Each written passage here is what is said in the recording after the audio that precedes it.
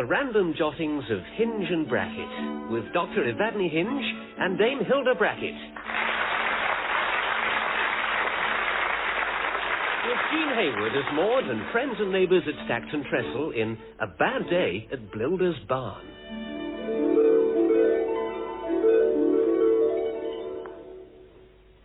Considering the fact that Stackton Trestle is such a small place, it seems to have more than its fair share of clever dicks.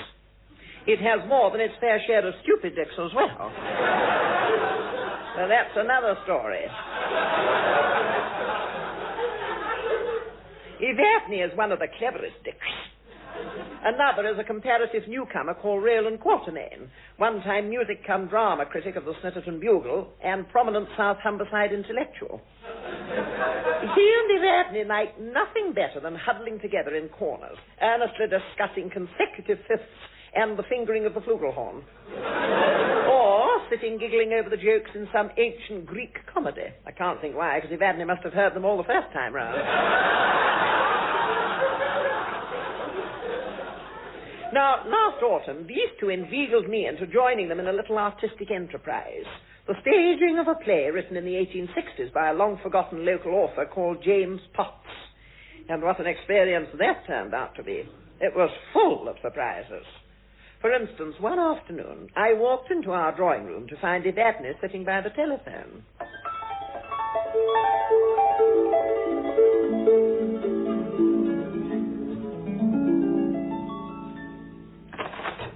What are you doing inside, Evadne? It's quite a lovely day out in the garden. Yes, it looks nice, now the wind's dropped. Maud and I have picked pounds of plums. You should have come out. I was going to, but Roland phoned from Ipswich. What's so clever about that? Well, there's nothing particularly clever about it. He's been with the county archivist all day. That sounds fun. They've been looking into James Potts, and you'll never guess they've finally discovered where his house is. Well, they've left it a bit late to pop round. He's been dead over 100 years. Why must you always be so flippant? One just can't win with you. You get angry if I don't tell you these things, and you get narky if I do. Narky? Well, you know what I mean. Spiky. Spiky? Hilda, every time I mention Roland's name, you get narky or spiky or flippant. And usually all three. Well, there's a simple solution. What's that? Never mention his name again. Oh, don't be ridiculous. In fact, I think that's rather a good idea. Let's both swear never to mention his name again. Isn't that going to make rehearsals even more difficult for us all, seeing that he's directing the play, I'm arranging the music, and you're acting in it? I don't see why it should. Well, you can do what you like. But you'll not catch me behaving like a bad-tempered prima donna. Oh, no. With you it's all, yes, Roland, no, Roland, see next for Roland. That'll do, Hilda. I heard you during the lunch break yesterday, sitting on your camp stools, sharing your Greek yogurt. You were giggling about the turkey that fell on Aristotle's head and killed him. Giggling about what? It was Aristotle, wasn't it? It was Aeschylus, actually, and it wasn't a turkey. Well, what was it then? It was a tortoise. Tortoise? Didn't know tortoises could fly. Legend has it, Hilda, that an eagle carrying a tortoise in its claws mistook Aeschylus' bald head for a stone and dropped the tortoise onto it to break its shell. Oh. Well, it killed him, didn't it? So it is. There you are, then. I wasn't far wrong. You see, you two aren't the only ones who know anything. It's all right, Dame Mildred. I'll get it. Thank you, Maud. Are you expecting anyone, Evadne? No, I'm not. Well, neither am I. Well, who can it be, then? Well, at least it can't be him. He's in Ipswich. So, Dame Mildred, what's just come for you? Flowers for me, dear. Don't say I've forgotten my own birthday. Well, that wouldn't be easy. The date's ringed in red in every calendar in the house. Aren't they gorgeous, Dame Mildred? They're lovely, dear. Carnations, roses, and tiger lilies, and chrysanthemums. Oh, they must have cost a fortune. Who brought them, dear? It was a florist's boy, Dame Mildred. There's a card with them. Look. I assume you've read it, Maud. What if I have? The envelope weren't stuck down. Anyhow, Dame Hilda don't have no secrets from me. Dame Hilda doesn't get the chance, does she? I'll take them and put them in a vase, shall I, Dame Hilda? Oh, thank you, dear, yes. The big earthenware one would look nice, I think. Well, it would. Only I'm pickling me onions in the earthenware.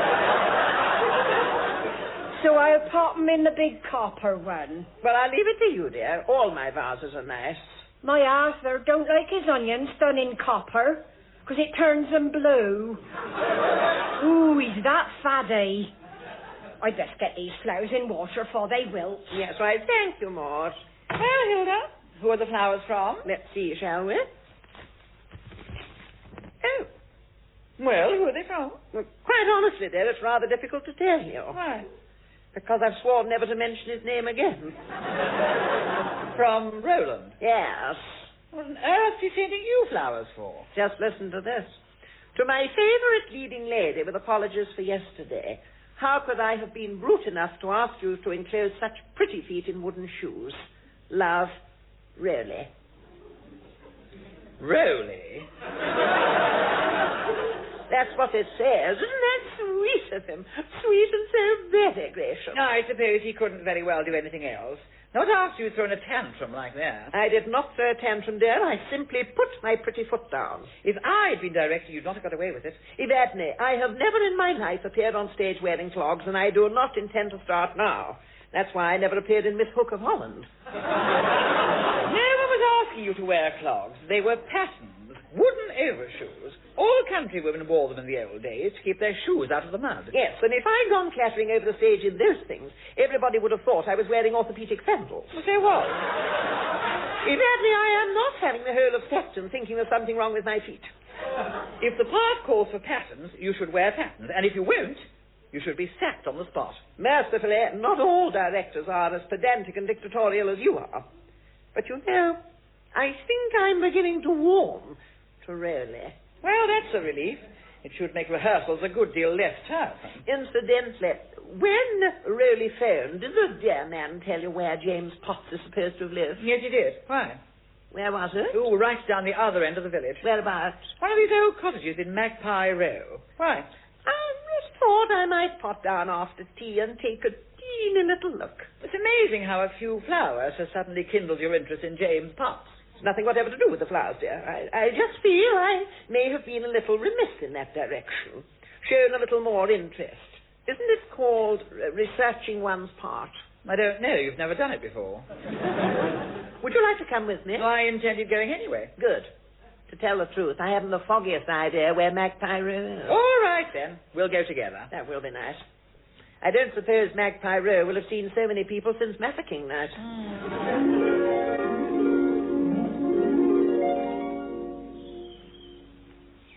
That's Magpie Row, Hilda, at the top of the track there. My goodness. I never even knew this part existed. Yes, you did. When we first came to Stackton, somebody told us there were hazel trees in the coppice up here, and we decided to come nutting. And what did we get? Nothing.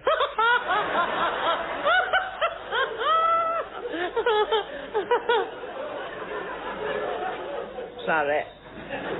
I got a bag full of nuts. Lucky old you.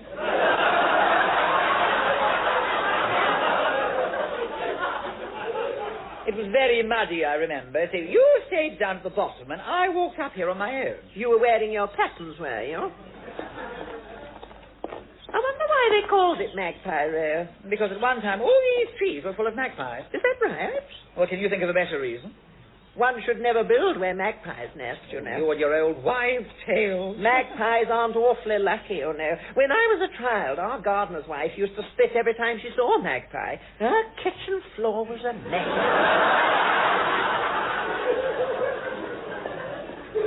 There you are, Hilda. That's Magpie Row. What number is James Potts supposed to have lived there? Number 7. But there are only 3 cottages. Now, one of them can still be number 7, can't it? Well, not unless they were numbered by an idiot. Hilda, those 3 derelict cottages will be all that remains of an entire row. What happened to the rest? I suppose they fell down. I told you magpies were unlucky. Hello there, Evadne, Hilda. Oh, look, it's Roland. Hello, Roland. Hello, darling. Thank you so much for the lovely flowers. Kiss, kiss. Oh, don't be so theatrical, Hilda. You'll embarrass the poor man. Nonsense. He loves it. You know he does. Now, wait there. I'm coming up. I have wonderful news. Oh, I wonder what that can be. Perhaps he's decided not to do the play after all. Well, have you found number 7? Yes, I think I have, Roland. Well, which one is it then? Well, those 3 are 4, 5, and 6. So number 7 must be that pile of rubble on the end there. Oh, no. Oh, what a shame. Isn't it? That's just what I was thinking. Still, the cottages that remain show us the sort of humble abode in which our Jemmy lived and worked. It was just a simple one up, one down. And now it's all down. It's amazing how small those old agricultural cottages were, isn't it? And yet, do you know, Hilda, Jemmy and his wife somehow contrived to bring up 17 children in that tiny cottage. My goodness me. If they all stood up together, it must have been wall-to-wall feet. To think that from dawn to dusk, summer and winter, 7 days a week, and in all weathers, Jemmy laboured in this land. Yet he still found time to write. No wonder it's a short play. Ah, but there are the poems. Over 500 poems. The night was dark, and clouds were scudding as she sat down to eat her pudding. Gazing through the lattice at the watery moon, licking at the custard on her simple pewter spoon. Wonderful, Roland. Quite wonderful. If I'd written that, you'd have said it was rubbish. You'd written it would have been rubbish. I rather think you are missing the point, Hilda dear. Oh, am I? You see, one has to remember that Jemmy Potts was completely self-educated. Oh, does one? He taught himself to read and write by etching up the letters of the alphabet with his winnowing stick in the dust on the threshing room floor. And every time he sneezed, he wiped his blackboard clean. Don't be flippant. Sorry. So, what's your wonderful news then, Roland? Ah, my wonderful news is wonderful news indeed. Well, that's wonderful news, isn't it, Hilda? Oh, I know I'm being somewhat over-enthusiastic, Hilda, but it really is such wonderful news. Oh, don't apologize, dear. It sounds wonderful. Now, ladies, you see that old barn over there? Behind the cottages? Beside the mound of sugar beet? Yes, Roland. Yes, Roland. Well, per se, it doesn't look very much, does it? No, Roland. No, Roland. But what would you say if I told you that is the actual, the original Blilder's barn? Well, I very nearly said 3 bags full, Roland. But I managed to bite my tongue in time. Oh, that was my shin, Evadne. Sorry, dear. That is the actual barn that features in our play. Oh, Roland, that really is very exciting. How clever of you to have discovered it. Oh, well, I had help. I admit it, I had help. That archivist at Ipswich is a gem. But the really exciting thing is that I have seen the farmer and he has given his permission for me to use it. It is there, in the real Blilder's barn, that our play shall be staged. Oh, how wonderful. It gives us such authenticity. It gives me the pip. The pip? The pip, dear, the willies, the whiffle waffles. The whiffle waffles? My dear Hilda, I don't understand. Well, I never expected to hear you say that. What I mean, dear, is that I am not acting in any barn. It doesn't matter, Roland. If it's going to be tiresome, we can always recast. Oh, no, Evadne, let us not be too hasty. Roland, dear, I do not mean to be tiresome. I have, in my time, as you know, performed on many stages.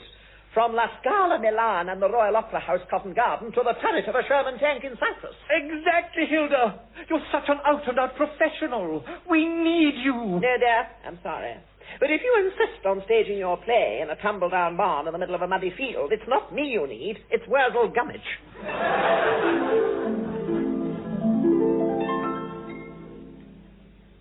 Well, I suppose I'm soft, but eventually I let Roland talk me into it. For one thing, I ran out of big vases for the flowers he kept sending. For another, I discovered that Evadne really was looking for someone to replace me. So we postponed rehearsals and spent the next 6 weeks working on Blilder's barn. Evadne cut down the nettles with her penknife so that we could get into the place. Peter Moore chopped down a huge elder bush that was growing through the roof. Mandy Moore and I dealt with the chickens. She kept chasing them out and I kept collecting the egg. Maud cleaned the place up and put her broom through the only window that wasn't broken. And Roland stood about with his hands in his pockets rhapsodizing and getting in everybody's way. Then one Monday morning, with the place almost habitable, we began assembling, ready to resume our rehearsals.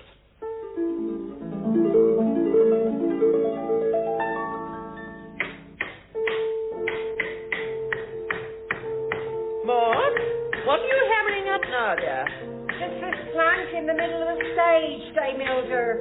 Every time I hammer that end down, this end comes up. When I hammer this end down, that end comes up. Is it all right to stand on? Oh, Oh, if you stand on it, both ends will come off. Well, I'd leave it for Mr. Quartermain, dear. He's awfully clever with his hands, so he tells me. Right, Dame Elder. And as I also seem to be doing sound effects, I'll go and have a look at my wind machine. Good idea. And watch you don't blow yourself away. I wonder where Roland is. Oh, so he doesn't tell you everything, then. It's very unlike him to be late. He's not late, dear. We're early. You were in such a rush to get here before he did. Hello. Morning, all.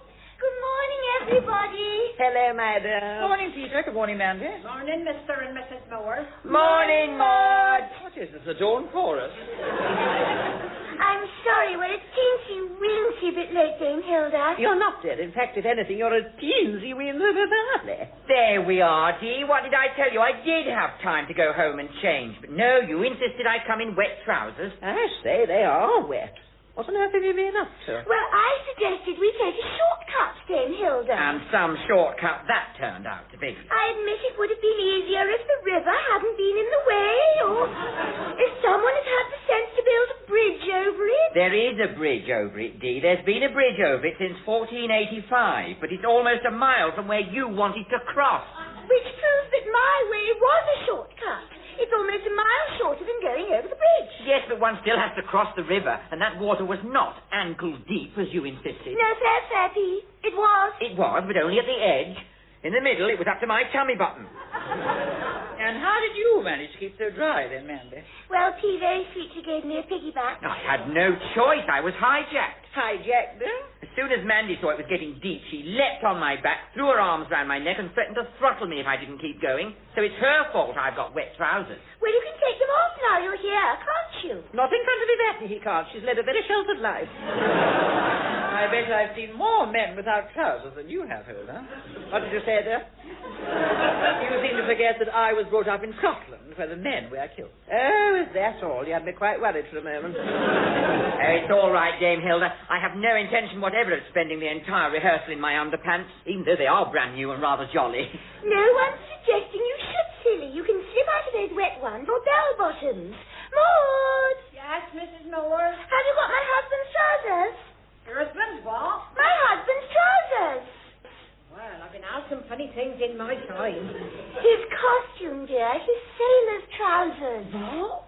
No one told me this was going to be a dress rehearsal. It's not, dear. It's just a little emergency. Well, his trousers will be in his dressing room. Oh, I say, I didn't know I had a dressing room. Where's that then, Maud? Same place as everyone else's. Behind that bit of sacking in the corner. Don't worry, Peter.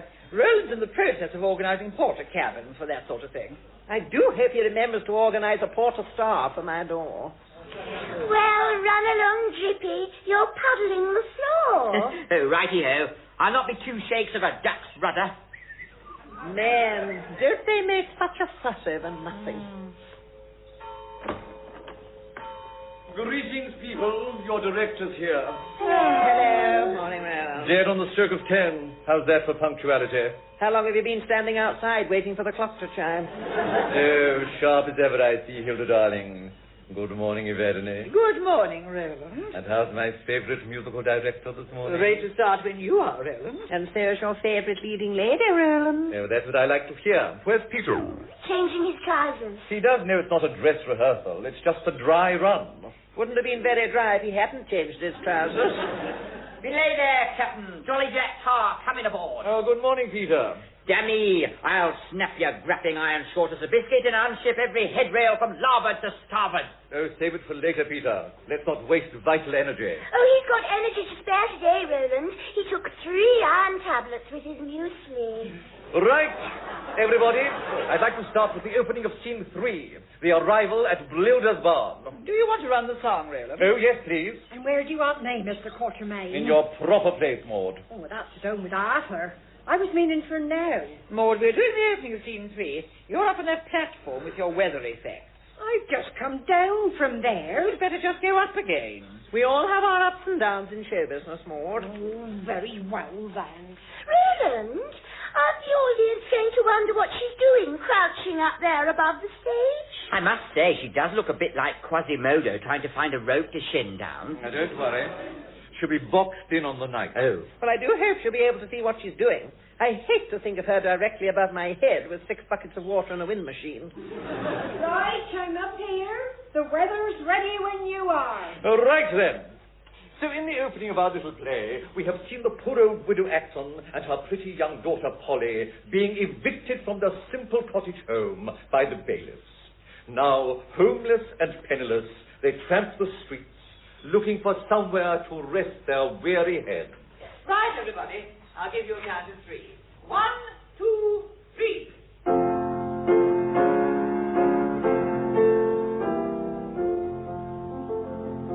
The day is cold and dark and dreary. It rains and the wind is never weary. But white still clings to the moldering wall. But at every gust the dead leaves fall, and the day is dark and dreary. And the day is dark and dreary. And the day is dark and dreary.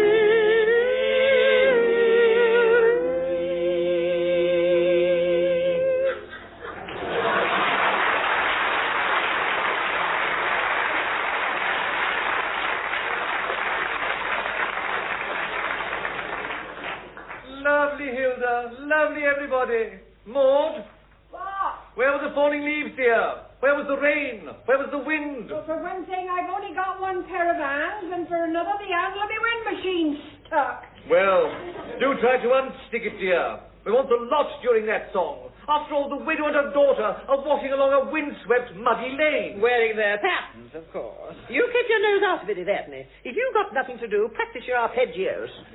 Now they're right here at Blilder's barn. They enter and fall exhausted into a pile of straw. Right there, but I won't fall exhausted into a pile of straw until I'm wearing something a little less expensive than my hand-knitted cashmere two-piece. Oh, fine, Hilda. If we could just have the line, please. Right. Oh, daughter, how the wind howls and moans about our poor, humble refuge, and how heavily the rain is falling. Do you want me to chuck a bit of rain down, Dame Mildred? No, I do not. Well, as though it was coming through the holes in the roof, like. No, dear, not while I'm wearing my hand-knitted cashmere two-piece. Hold your water for later, Maud. Now, let's get off. Oh, how appalling are the wild terrors of the night. Oh, Mother, Mother, hearken. Hearken for what, my child? Why, 15 miles from the sea though we are, I can hear the wild foam dashing on the rocks. She must have jolly good hearing. Oh, quiet. It's all in the mind, Peter. You see, Polly is thinking of her long-lost sweetheart, and he's been press-ganged into the navy. Oh, has she now? Well, you should know. You're playing him. Oh, can we get on, please? Right, my line. Oh, what a dread night this is for the homeless and the friendless mother. Yes, my daughter. And heaven help a sailor on a night like this. Oh, Mother, Mother, how it tortures me to think of my little Willie. Perched on the main top gallant at midnight in a terrible storm like this.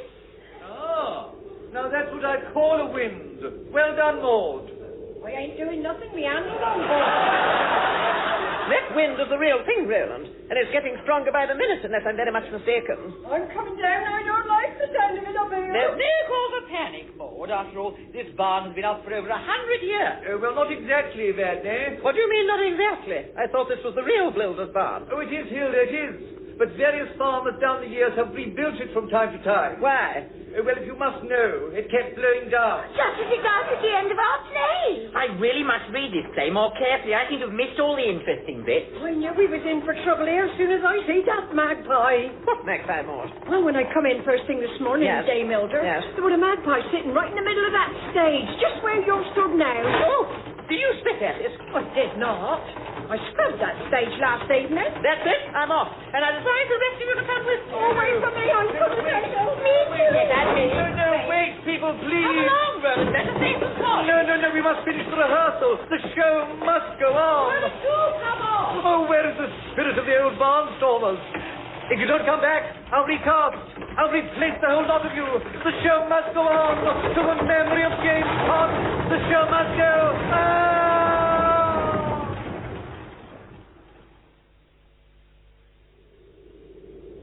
Oh, my goodness, I can't look. It's all right, Dame Hilda. There he is, over there. Look. Rising Felix-like from the rubble. Bloody but unbowed. Trust Roland's not to leave the bridge. I hope my trousers are all right. How can you think of trousers at a time like this? Yes. Well, I don't know how that clever little play would have done, but I think we can safely say that Blilder's barn went down very well indeed.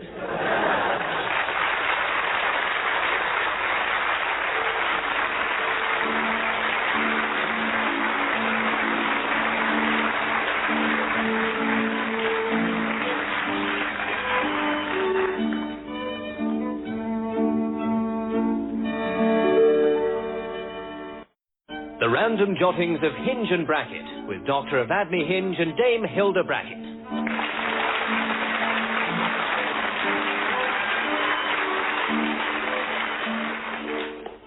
With friends and neighbours at Stacked and Trestle in The Italian Job. In all the years that I've known Evadne, I don't think I've ever kept anything secret from her. Mind you, I've tried. But she always finds me out. The trouble is, I am too transparent, too honest. I simply cannot lie. I can evade, I can dissemble, I can circumvent. But a real whopper is beyond me. It's one of the few things I have in common with George Washington.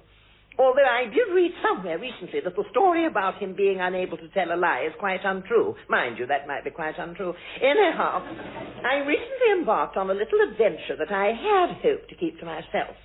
But when I returned home to the old man's that Monday evening in early September, Evadne immediately started asking questions.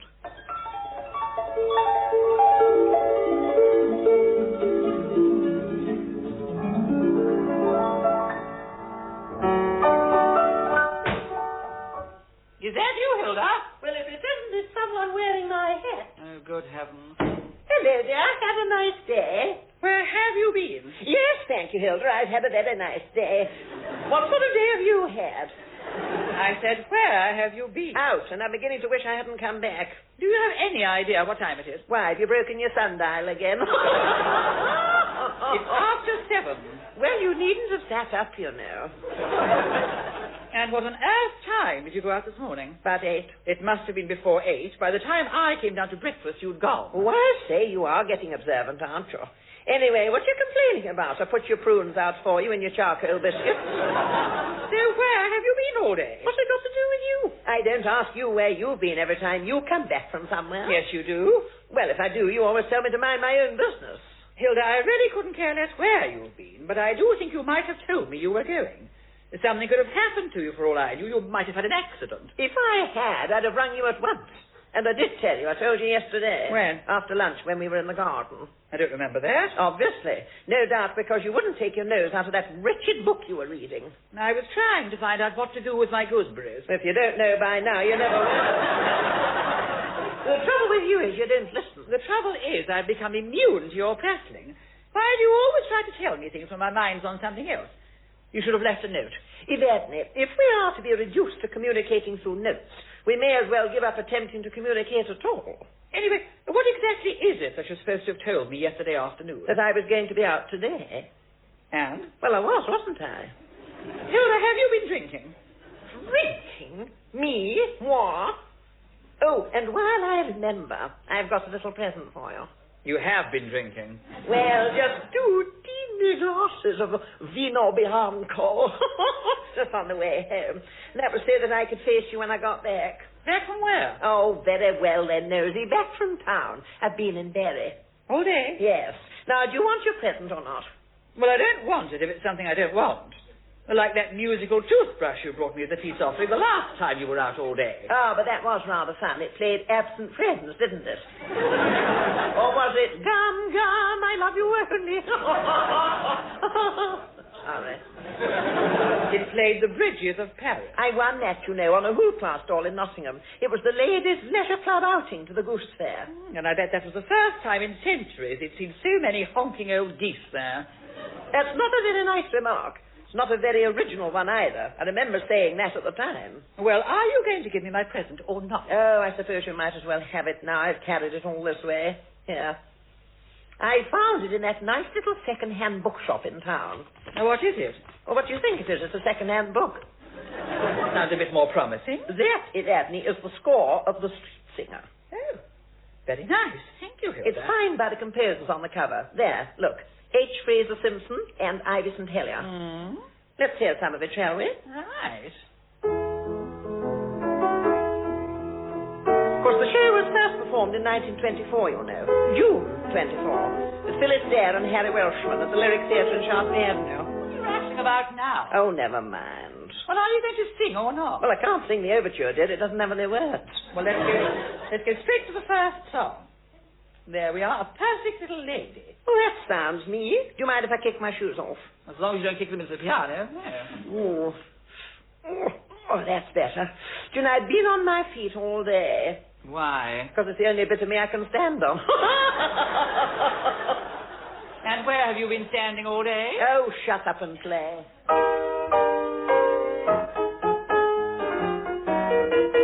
There are times when I feel absolutely reckless. There are times when I feel full of sighs and groans. There are times when I like dancing to melodies and fancy with big saxophones. Oh, moaning, moaning, moaning. There are times when I like going out to supper at some restaurant where things are done in style. A cocktail really, a dry martini, and although I may feel dizzy after drinking something fizzy, I'm a perfect little lady for a while. Although by nature I am inclined to have a frivolous turn of mind, I think I pretty well know exactly how to do, and my ways are always so refined. There are times when I feel passionate and yearning. There are times when I feel timid as can be. There are times when I feel gentle and softly sentimental and long for some man. Oh, lovely, lovely, lovely. There are times when I'm exploding in the moonlight, or to sit for half an hour upon a smile. Just keep a pity with someone matey. If he tries too much embraces, I politely push his faces. I'm a perfect little lady all the while.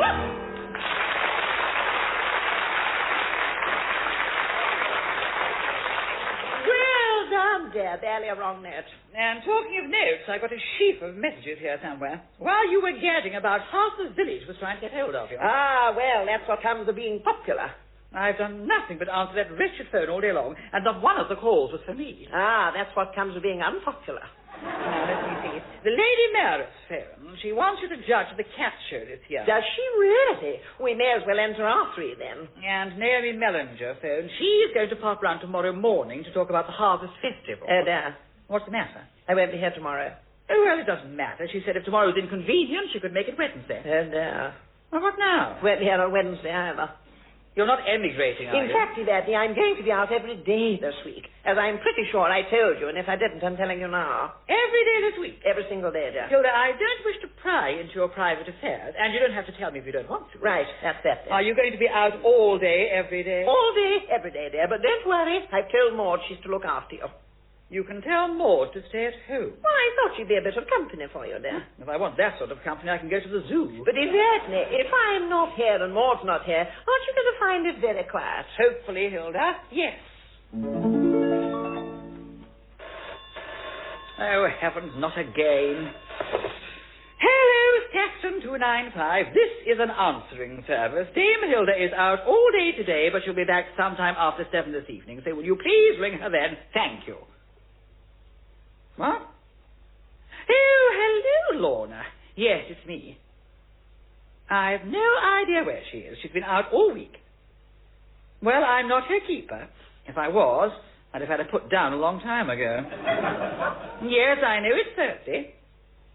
And yes, I know she's usually in the cake shop on a Thursday morning. Wasn't she? Well, who knows? Perhaps she's joined Weight Watchers. Or found a cake shop where the cream buns are bigger. Hello. Oh, sorry, Lorna. Those idiots, the Moors, are at the garden door. Hang on. I'll get rid of them. And, Lorna, hold the receiver away from your ear, dear. I'm going to shout. Dame Hilda's not here! It doesn't matter, Doctor. No, you'll do. Oh, thank you very much. Sorry, Lorna. I'm going to have to see what the idiots want. Yes, I'll tell Hilda you phoned. All right. Bye-bye. Now. Hello, Doctor. Hello. Peter, Mandy. Sorry to keep you waiting, but I had that idiot Lorna Durnforth on the phone. And what can I do for you two? We won't keep you a moment, Doctor. We just wanted to give you this. It's an invitation. Oh, don't, Pete. Your spoiled surprise. The doctor will find out what it is when she opens it, won't she? I was only trying to save time. She doesn't need to open it now, does she? Of course she does, Pete. If she doesn't open it now, how's she going to find out what it's an invitation to? Well, I can tell her that as well, can't I? It's an invitation to us. Pete, you're spoiling the surprise. I think I better open this before the suspense kills me. Let me see, how intriguing. Peter and Mandy Moore invite blank to blank on blank at blank. RSVP. It's a bit vague, isn't it? Oh, Pete, you haven't filled it in. Perhaps he used his invisible ink. You didn't say anything about filling them in, dear. You simply handed me a pile of envelopes and a pile of invites and said, stick one of those in each of those and be quick about it, and I was. You know, I sometimes think you're non-compass mentis. What? And stupid. The fact is, Doctor, we're having drinkies on Sunday morning. And nibbles. On the patio, if fine. In the rumpus room, if wet. Nibbles in the rumpus room. I say that does sound decadent. I'm sure Hilda will love it. Oh, funnily enough, we saw Dame Hilda in town yesterday. Oh, did you? Where? Well, she was having lunch in that little Italian restaurant next to the bookshop. Wasn't she, Pete? That's right, she was. She was having lunch there on Tuesday when we passed as well. Pete's office is near there, you see, and I've been meeting him in his lunch hour and taking him shopping. But he's got a day off work today, haven't you, Pete? That's right, so I'm taking D shopping instead. Hilda didn't say she'd seen you. I don't think she did see us. She seemed far too preoccupied with her gentleman friend. And we didn't like to bang on the window. Her gentleman friend. Well, we can't swear he's a gentleman, but they certainly seem friendly. Oh, very friendly. Very close. Very chummy. They were sitting so close together yesterday, they were eating the same stick of celery. Intimate. That's the word I'd use. I say, steady on, old girl.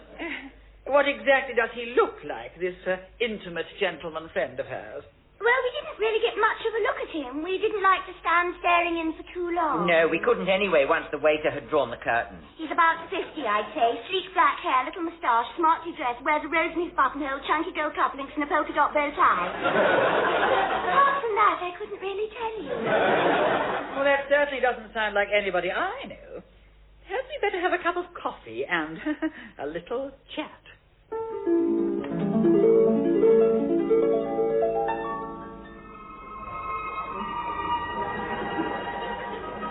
Well, I must say, Roberto, that was another delightful little luncheon. I'm going to miss my lunches next week. Do you know, you have really told me very little about your home life, about your friend, Evadne. Well, I don't want to bore you. I much prefer to talk about La Bella Italia. But all week over lunch we talk about my country. Well, as I told you, dear, I look upon Italy with great affection, having spent so much time there and in my formative years. Tell me, how long exactly did you live there? Oh, about 3 years, studying and touring. Did I tell you I had to be smuggled out in a laundry basket? Why, no. You told me only of the audiences that threw flowers at you. You said nothing of the hostile ones. No, no, dear, no. No, it wasn't because of the audiences. It was because of Mussolini. Mussolini did not like your singing? Well, Mussolini loved it. That was the trouble. You see, war broke out, and Mussolini took one look at my Tosca and wanted to hang on to me for the duration. He was probably trying to save me from falling into the hands of Enfer. You know, I could listen to you for hours. And that's another reason why lunch won't be the same next week. Evadne never listens to a word I say. I tell you what, Hilda. At the end of October, I go home to Napoli for a few weeks. Come with me. What? Come with me to Napoli. I could give you a holiday to remember. I bet you could. And you will come? Oh, Roberto, if only. Alas, I can't leave Evadne. She's totally dependent on me. She can't do a thing for herself. She's very sick. No, she's very old. Then bring her with you. The holiday will do her good. The poor old lady can doze in a deck chair while we two gallivant. Oh, we'd never get her onto an aircraft, not with her gammy legs and her sticks. And of her terrible fear of flying. Ah, well, perhaps one day. But if I cannot tempt you to Napoli, perhaps I can at least tempt you to a dessert. Well, you can try. Then how does the torta di albicocchi con zabaglioni al amaretto sound to you, eh? Tempting. But what is it? Waiter? Si, signore. Luigi, will you please tell the signorina how Giulio makes his torta di albicocchi con zabaglioni alla amaretto? Si, signore. You see, signorina, first they make a rich, crumbly pastry using the eggs, cream, and a generous dash of amaretto liqueur. Amaretto liqueur. On to this, then, he piles fresh apricots, wild strawberries, and crystallized violets. Con amore, made with a love. Goodness gracious me. And finally he bathes the whole creation in zabaglione, a delicious and eddy froth of eggs, whisked with sugar and sweet wine. In this case, more amaretto liqueur. Ah, zabaglione. Benissimo. Gosh, sounds absolutely delicious. That is settled then. Una torta di albicocchi con zabaglione all'amaretto, per favore, Luigi. No, I mustn't. I really mustn't. But sure. No, I must be firm. Not at lunchtime, no. Oh, signorina, please. Well, you couldn't pop it into a little box for me, could you? Just so that I could take it away for later. Si, signorina. Chi ne può? And I was beginning to think that I had lost my power to charm. Never, Roberto, never. Why, say, just look at the time. I must be getting along. Pick up my box for me, would you? I'll see you later. Ciao. Ciao. Right, Luigi. I'll settle up this evening, eh? Si, signore. And here is the signorina's little box. Thank you, Luigi. We'll see you later. Si, signore. Ciao. Giulio's Ristorante? Hello? Si, signorina. I help if I can. What does your friend look like? Floofy? Scusi, did you say floofy or scroofy? Ah, plumpa. Si. Well, I don't really know, signorina. That all depends on what you mean by silly act. Well, perhaps you could describe the gentleman then. Oh, si. That is Signor Roberto. No, they have just left, but they will be back about 6. They just like to relax over a glass of wine after work. If it is really that urgent, signorina, I suggest you go straight to the shop. Roberto's on Angel Hill. But it is where your friend is working, signorina. See, working. In Roberto's shoe shop. Shoes di Napoli.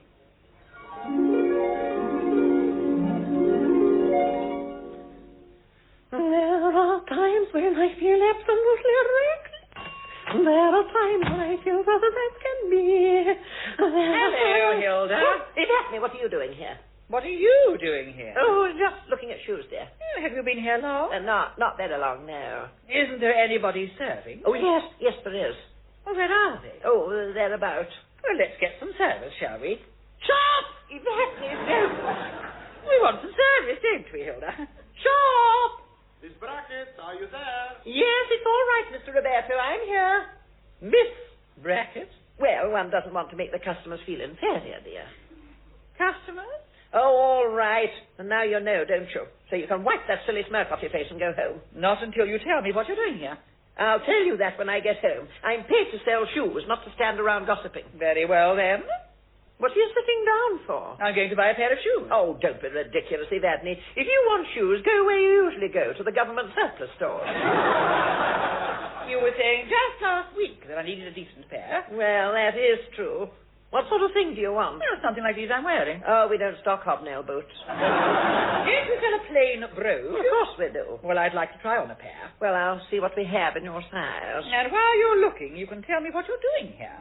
Oh, very well. Well, it was last Saturday, you remember, I popped into town to collect my new spectacles. Yes? Well, on the way back from the optician's to the car park, I just happened to glance in the window here. You just glanced. All right, I looked. Well, I had to make sure I could see properly with my new spectacles, didn't I? Anyway, there was this absolutely exquisite pair of shoes. And how long exactly did you stand looking at them? Evadne, I will not be cross-examined. All this time, I was at home trying to keep your lunch warm. You could have let it go cold for all I cared, you and your herbal waffles. You didn't have to eat them. Then why didn't you say so at the time? Anyway, to return to my story. I was standing there wondering how I could possibly afford these shoes when Cynthia Woolcott, who works here, you know her, she's in the WI. Well, she saw me out there and she rushed out and she dragged me in and she said I was the answer to her prayers. I always thought she was a bit funny. And as it turned out, she was the answer to mine. You see, she wanted to take this week off, and Mr. Roberto said she could if she could find a suitable stand-in. Well, why on earth didn't you tell me all this on Saturday? Well, I was going to, but you started going on about how big the electricity bill was going to be because you had to keep my lunch warm, and how we were going to have to economize, and I just thought, well, that wasn't the best moment to say anything about spending £145 on a pair of shoes. £145? Well, they are hand-sewn Italian calfskin, dear. I don't care if they're hand-cut crystal. £145 would more than have paid the electricity bill. And that's another reason for not telling you. I'm blowed if I was going to work a whole week just to pay a rotten old electricity bill. And then perhaps in future you'll refrain from using the rotten old electricity. And that's the third reason for not telling you. I knew you'd go on. Anyway, what with my wages and my staff discount, those shoes will cost me practically nothing.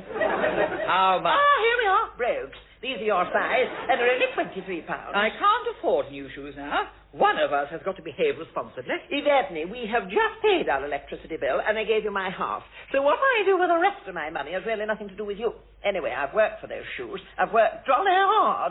I've left home every morning at the crack of dawn, and I've not returned home till dark. As far as I can ascertain, you spent a good deal of your 12-hour day having lunch and drinkies after work. Well, you know what they say about Jack. Jack who? All work and no play, Jack.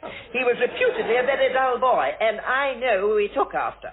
Now, do you want to buy these shoes or not? Well, I shall want to try them on first. Oh, well, go on then. Who's stopping you? Hilda, the last time I was in a shoe shop, the assistant got down on her knees, removed one of my old shoes, and gently eased my foot into one of the new ones. Ah, well, the last time you were in a shoe shop, they still had slavery. Perhaps your boss will be more helpful. Mr. Roberto! Not coming. There's no need, Mr. Roberto. It's all right. All right, then, Evadne, give me your foot. There, how does that feel?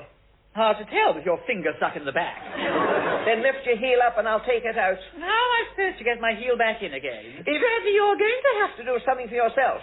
After all, you won't always have me and my finger to rely on.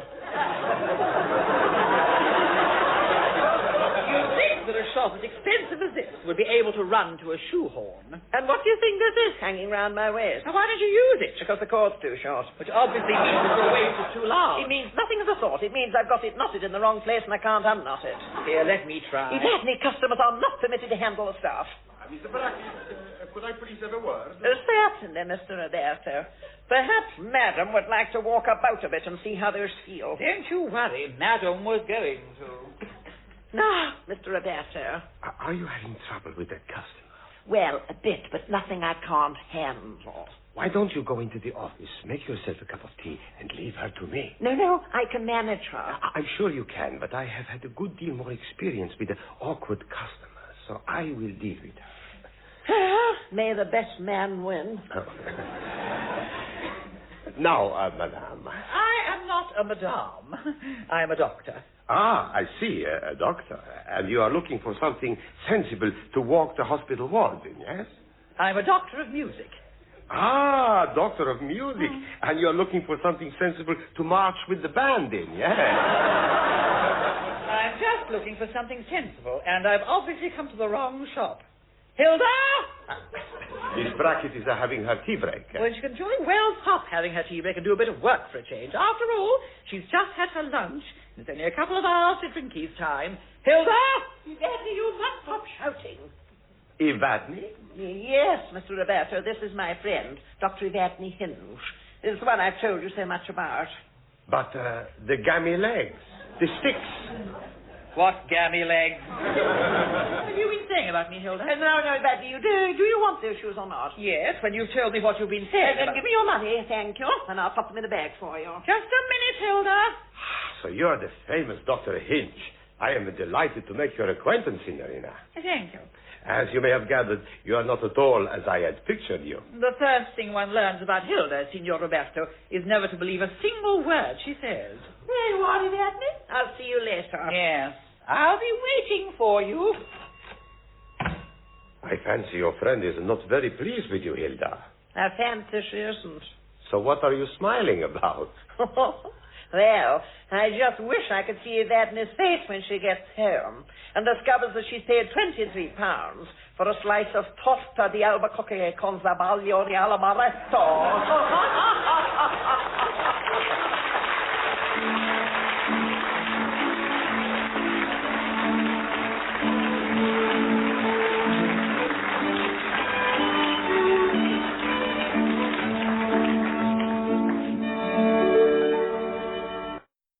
The Random Jottings of Hinge and Brackett, with Dr. Evadne Hinge and Dame Hilda Brackett.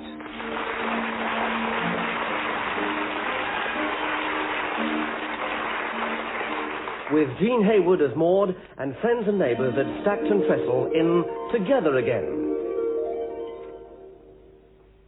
I still look back with great affection to the years I spent on the stage. It was a very happy period of my life, though I do have one regret. And that is that I was never able to sit in the audience and watch me.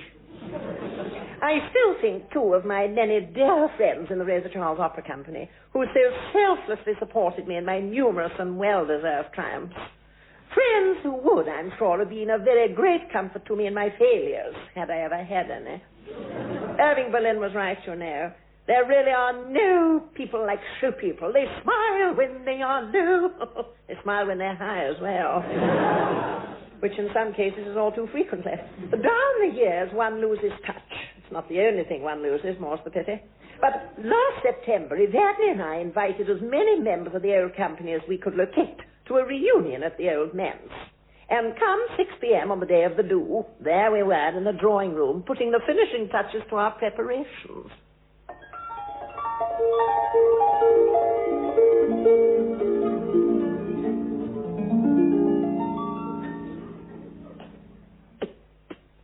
Evadne, do stop spitting on that wine glass. I am not spitting on it. I'm polishing it. Evadne, Maud's only just washed all those glasses. I know, and I wish she hadn't. They were perfectly clean when I took them out of the sideboard. Oh, well, give it here.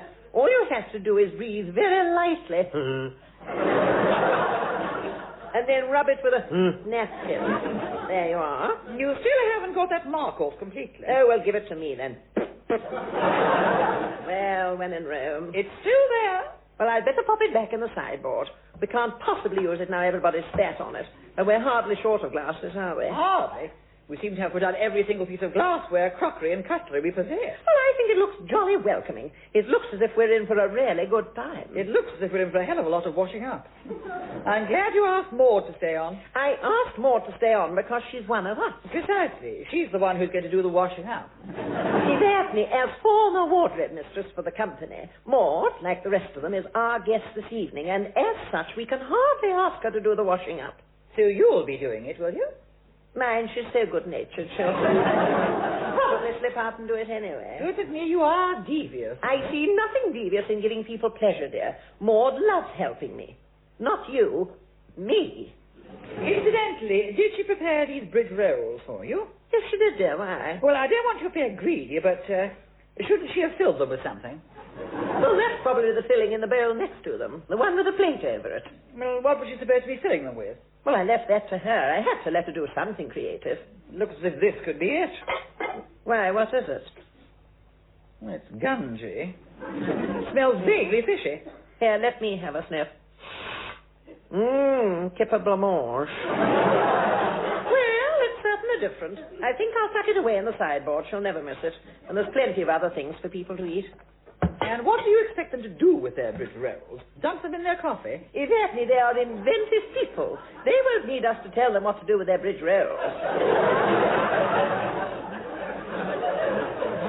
That reminds me. Where are the cocktail cherries? Well, they're here. Why? Well, one can't have a Rosa Charles party without cocktail cherries. Merton Pinkney used to do some very amusing things with cocktail cherries at our little do's.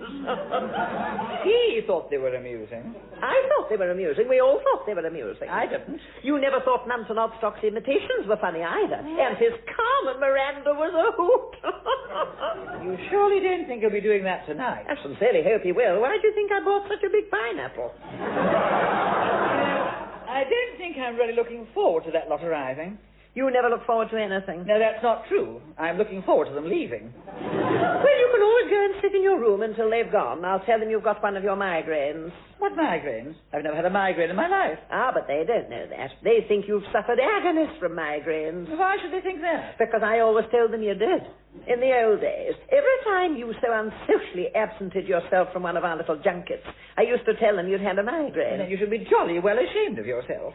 I thought I was doing you a favor. So how was it that not one of them ever expressed any sympathy? I told them not to. I told them you were very self-conscious about your migraines.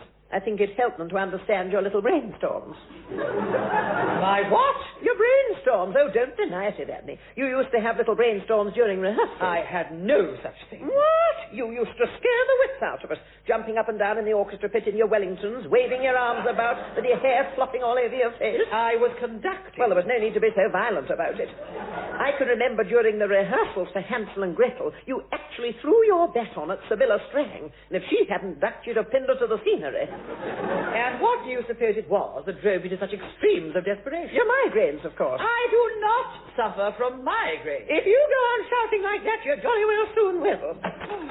Excuse me, Dame Mildred, were you calling? No, Maud, no, it was just the doctor being a little difficult. Oh, that's all right then. Oh, that's funny. Where's that basin with the plate over it gone off of that table? Basin there? With the plate over it, Hilda. Oh, the basin with the plate over it. Aha, yes. Now, what did I do with that basin? You put it in the sideboard. Thank you, Evadne. So I did, to keep the flies off it. That's why I put the plate over it. Isn't it funny how great minds always think alike? If you want the bowl out, Maud, you may take it out. Thank you, Dame Mildred. Incidentally, Maud, what is that concoction in the bowl? Just a little treat for the cats, Doctor. A treat for the cats.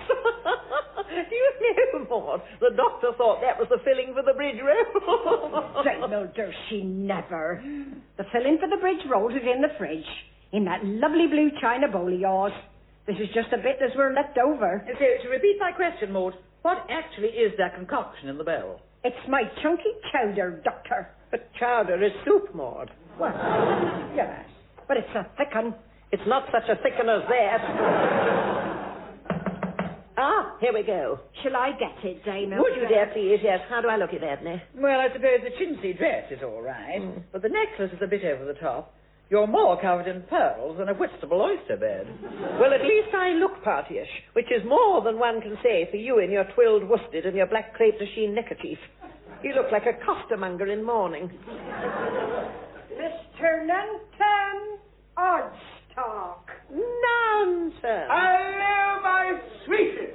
Darling, how lovely to see you. Hello, Nanton. Come here, let me take you both in my arms and give you a great big hug. You better be careful with Evadne, though. Her bones are very brittle these days. They're not so well upholstered as Hilda. Are still dodging with each other, I see. How wonderful. Well, sit yourself down, Nanton. Thank you, sweetie. I say, what a pretty room.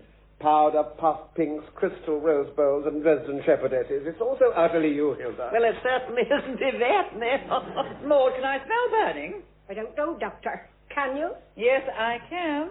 Then the sausage rolls must be ready. And just being a guest myself. I suppose you expect me to go and get 'em out. Oh, Maud, I would be grateful. No one can scrape the black bits off a burnt sausage roll better than you can. Very well, Dame Elder. For you. Thank you, dear. Maud hasn't changed a bit, has she? More's the pity. Neither of you, either of you. Oh, bless your Nanton. You were always so good at massaging hurt egos. I don't remember your ego ever being hurt. That's because I was a trooper, Evadne. I knew how to hide my heartaches under a sunny smile. Oh, weren't those wonderful days?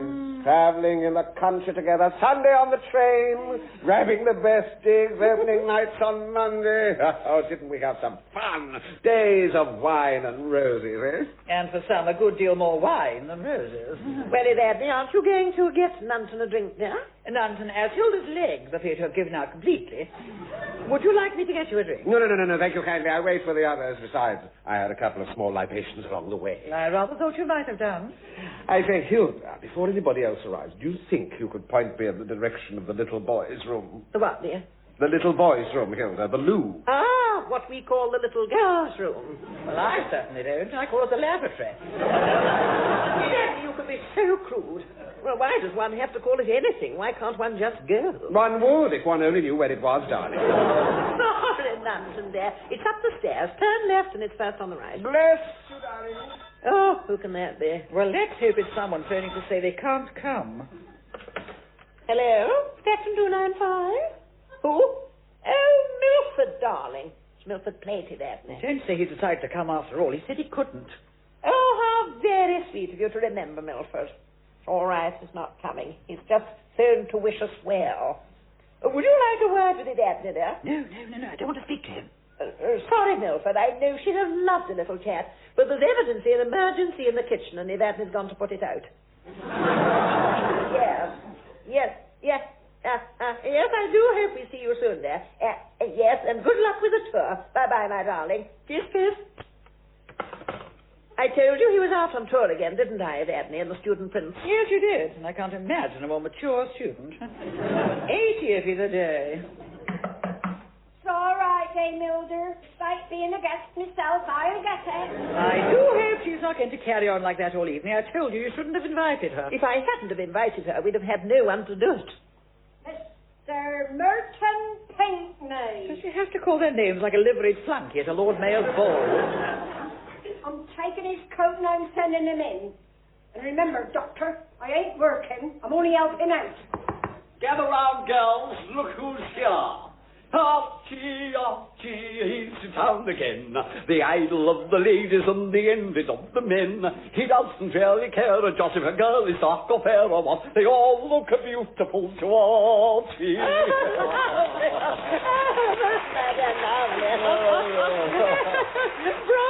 Bravo, silly Merton. Hello, Madge. Nice to see you. Evadne, my old sweetheart, after all this time, give us a kiss. No. What, not after all this time? No. I'll give you a kiss, Merton. Oh, I knew you would, Ducky. Darling. Oh, do you know, I never could get Evadne to give me a kiss. You never knew the right way to go about it, and you obviously still don't. I think it was jolly brave of you to even try, Merton. Now, let's sit on the sofa. I want to know everything that's happened to you in the last 35 years. Relax, my pretty ones. I'm here. I'll get it. That sounds like Nanton It Obstock. is, dear, it is. First as usual, eh? She all said to be first. Come along, Sibylla, darling. The party's in here. Oh, sorry, sweetie. Would you like me to take your coat? Thank you, Nanton. I think I'll keep it on for a while. One never knows how cold one's going to be in these rambling old houses. I suppose it must seem a bit big after a granny flat. Look, people, who I found languishing on the step under a heap of mink. Sibylla, darling. my dear. And Evadne. Hello, Sibylla. And Merton Pinkney. Well, what a surprise. I'd heard you were dead. Dead? Dead, darling? I never died in my life. Not off stage, anyway. Mind, I'd heard Nanton was dead as well. Got quite a shock when he opened the front door. This must seem more like a seance for the party. Well, come along, everybody. Sit yourselves down, and we'll all have a little drinky, shall we, Evadne? Right. Maud! With that? That was right in my ear. Sorry, Hilda. Maud! Can you bring in the can hear Sibylla. Maud's still alive and kicking. No, that doesn't surprise me one teeny bit. That sort go on forever.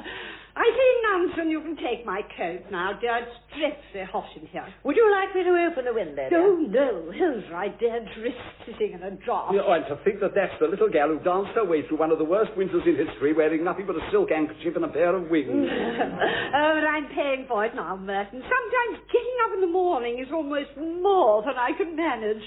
I never remember it being particularly easy for you there. But I always thought it was congenital. Congenital? That's what I said there. Do you know what congenital means? Probably not, dear, but I'm sure Sibylla does. Oh, Nansen, do take this coat. It's dreadfully heavy. No, sorry, sweetie. I say, isn't it lovely and fluffy? One doesn't know whether to hang it on the hall stand or pop it on Hutch and stroke it. For goodness sake, Nansen, chuck it over the back of that chair and come and sit down. It won't melt, will it, Sibylla? Only we just had the carpets cleaned, you see. Someone come and help me carry this lot through. Coming, sweetie. Oh, I do wish Nansen weren't so horribly energetic. It makes one feel tired just to look at him. Makes me feel quite young to look at him. At least I don't wear an orange toupee. It'd be an improvement if you did. Now, everybody. I think it's very kind of Nansen to be so helpful. Besides, it saves any of us having to get up. Fill the flowing bowl until it does run over. Come, landlord, fill the flowing bowl until it does run over. For tonight we'll merry, merry be. For tonight we'll merry, merry be. For tonight we'll merry, merry be. Tomorrow we'll be home.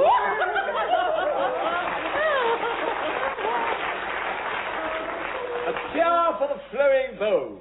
Hooray! Maud, darling, do me a big favour, would you, dear? And make sure everybody gets a glass of punch, including yourself, of course. Oh, thank you, Dame Milton. And you're not to go into that kitchen any more tonight, dear. Unless we need some. Unless I ask you to, or you feel you would like to. So, you didn't bring old Boothby Pagnell with you then, Nansen? The old boy's all right, is he? No, he's as fit as a fiddle, full of beans, saves his life to one and all. He was so looking forward to coming, but his mother's a bit dicky. His mother?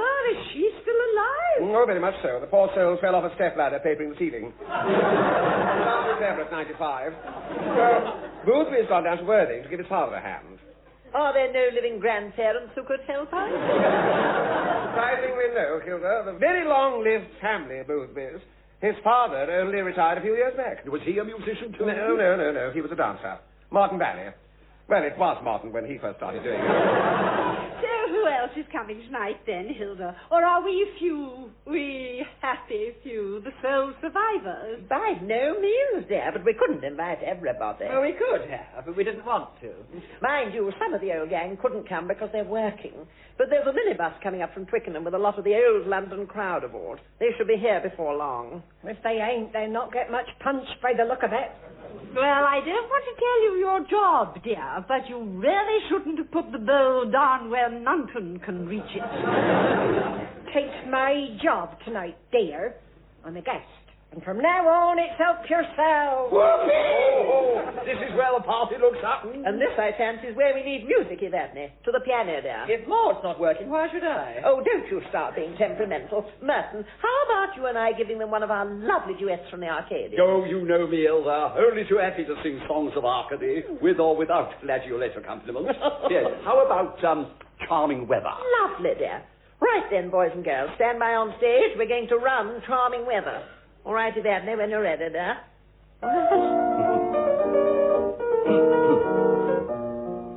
You're taking such good care of me, I'm not inclined to set you free. There's nothing that I wouldn't do to win a kindly word from you. Oh, very well, then I'll admit I like you just a tiny bit. When first I saw your face, I vowed you were the dearest. Dash the crowd. It's nice and warm, I think that we shall have a lovely day. Very, very warm today. 80 in the shade, they say. Just fancy. It almost looks as though the sun's really come to stay. Oh, what very charming weather. It's nice and warm, I think that we shall have a lovely day. Very, very warm for May. 80 in the shade, they say. Just fancy. It almost looks as though the sun's really come to stay. Oh, what very charming weather. Merton, don't stand so close. Oh, I'm sorry.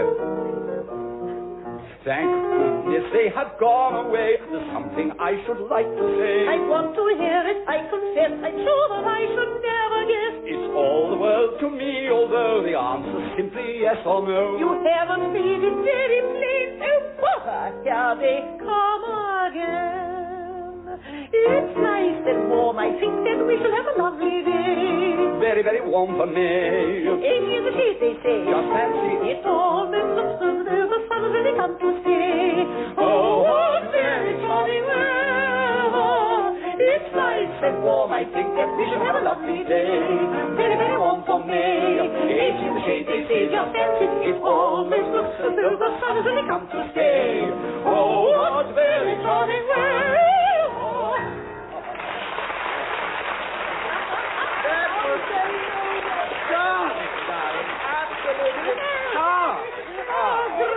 Grazie, tanti complimenti.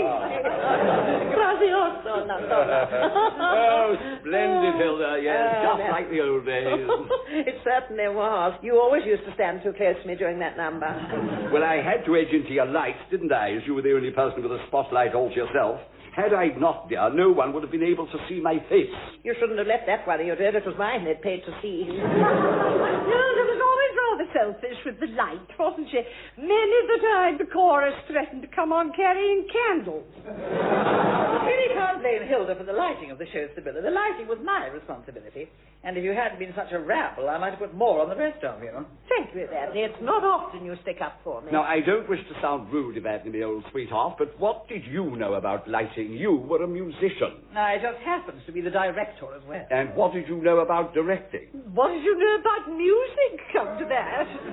My songs were always in a key I couldn't manage. Only because the one you could manage doesn't exist.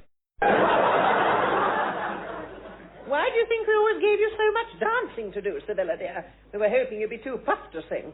I do wish it wasn't always me who had to dance with her. All my patent leather pumps had holes in them where her blessed heels went through. Let's face it, Nanton, you were no Nijinsky yourself. I've seen pantomime cows dance more gracefully than you. I'd avoid the subject of cows if I were you, sweetie. No, Sibylla's right, Nanton. Your Merry Widow waltz was more like knees up Mother Brown. At least I didn't fall off the stage when I was doing it. I did not fall. You pushed me. Not in Bradford, he didn't. He was always falling off the stage. It was the only genuine entertaining thing he ever did. Now, just a minute. And it's true. You blackguard. Merton, put that vase down. Would anybody like something to eat? What a lovely idea, Maud. Take 5, everybody. No. Oh, doesn't that bring it all back? Sitting in the dressing room after the show, having a little drinking and a bite to eat, and enjoying a bit of friendly banter. What a shame you so seldom joined us, Evadne. I say I didn't miss much if all you used to do was sit around being abusive to each other. On the contrary, you missed a good deal. For a start, you missed all the things we said about you. And if what I heard just now was a fair example, I don't think I missed much. Ah, but it wasn't, dear. Well, we haven't really got going yet. And anyway, I dare say we've all mellowed a bit over the years, except for you, of course. I say, Hilda, what's this fishy stuff in the blue bowl? Oh, really, Merton, have you no finesse? That, darling, is a dip. Yes, but what am I supposed to dip in it?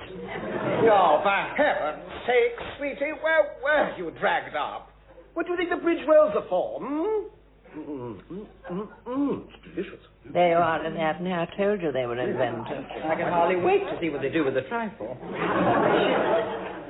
Perhaps I should pop out and fetch in the rest of my chowder, Dame Hilda, seeing as how they seem to like it. Where is it, dear? Well, it's on the cat saucers. But they ain't touched it yet. No, I think we better leave it there. After all, it was the cat street.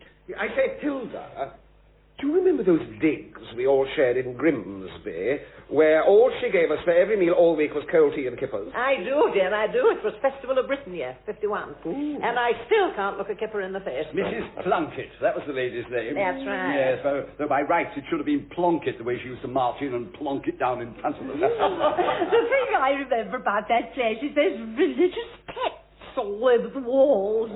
I had to err is human over my bed. He seeth all above the washstand.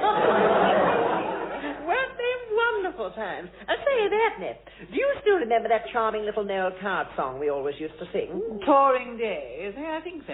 Then let's sing it now, shall we? Just for old time's sake. Come on, shall we? All right, team. Let's I've often wondered if it's possible to recapture the magic of bygone days. I feel one couldn't quite resuscitate all the rapture and joy of a youthful phase. But still, it's nice to remember the things we used to do. When you were on tour with me, my dear, and we were on tour with you. Touring day, what ages it seems to be. Since the landlady of Norwich served a mouse up in the forest And a beetle in the morning tea. Touring days, touring days, far back into the past we came. we used to tip the dresses every Friday night. And pass it over lightly when they came in sight. But somehow to us they seem all right. Oh, wonderful touring days, touring days, touring days. What age it seems to be since the landing in Norwich served a mouse up in the morning and a beetle in the morning. Touring days, touring days. Far back into the past we came. We used to tip the dresses every Friday night and pass it over lightly when they came in tight. But somehow to us they seem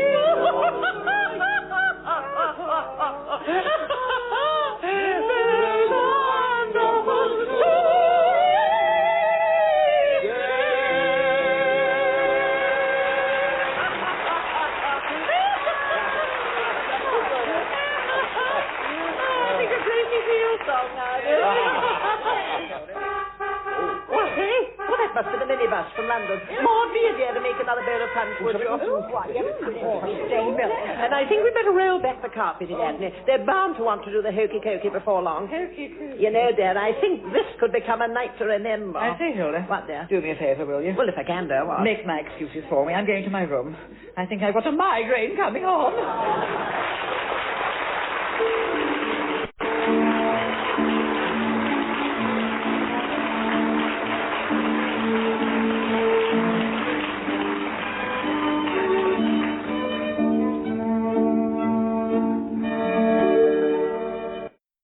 The Random Jottings of Hinge and Bracket, with Dr. Evadne Hinge and Dame Hilda Bracket.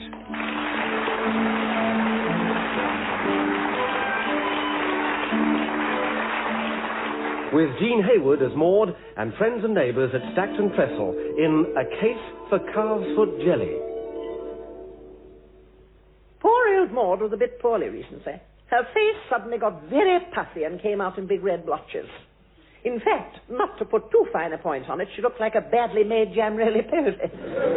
Her doctor thought she might be allergic to something, and everybody seemed to agree. Her husband, Arthur, reckoned she was allergic to night air, so he stopped taking her to the pub with him.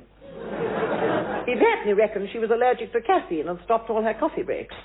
And Maud herself decided she was allergic to washing up liquid, so she didn't do any washing up for a month. She also decided she was allergic to her doctor, and against all advice told him so, whereupon he threw her straight into hospital for tests, which Evadne reckoned was one of the biggest crises to have hit the health service for years. Anyhow, a day or two after she was admitted, there we both were in the drawing room at the old man's, packing the things we were to take her on our first visit.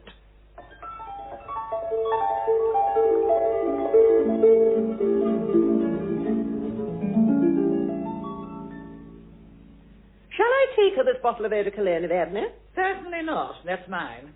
Well, all right, then shall you take her this bottle of eau de cologne? No, that was a present. You gave me that last Christmas. Well, you obviously didn't think much of it. You haven't even opened it. I still haven't finished the bottle you gave me the year before.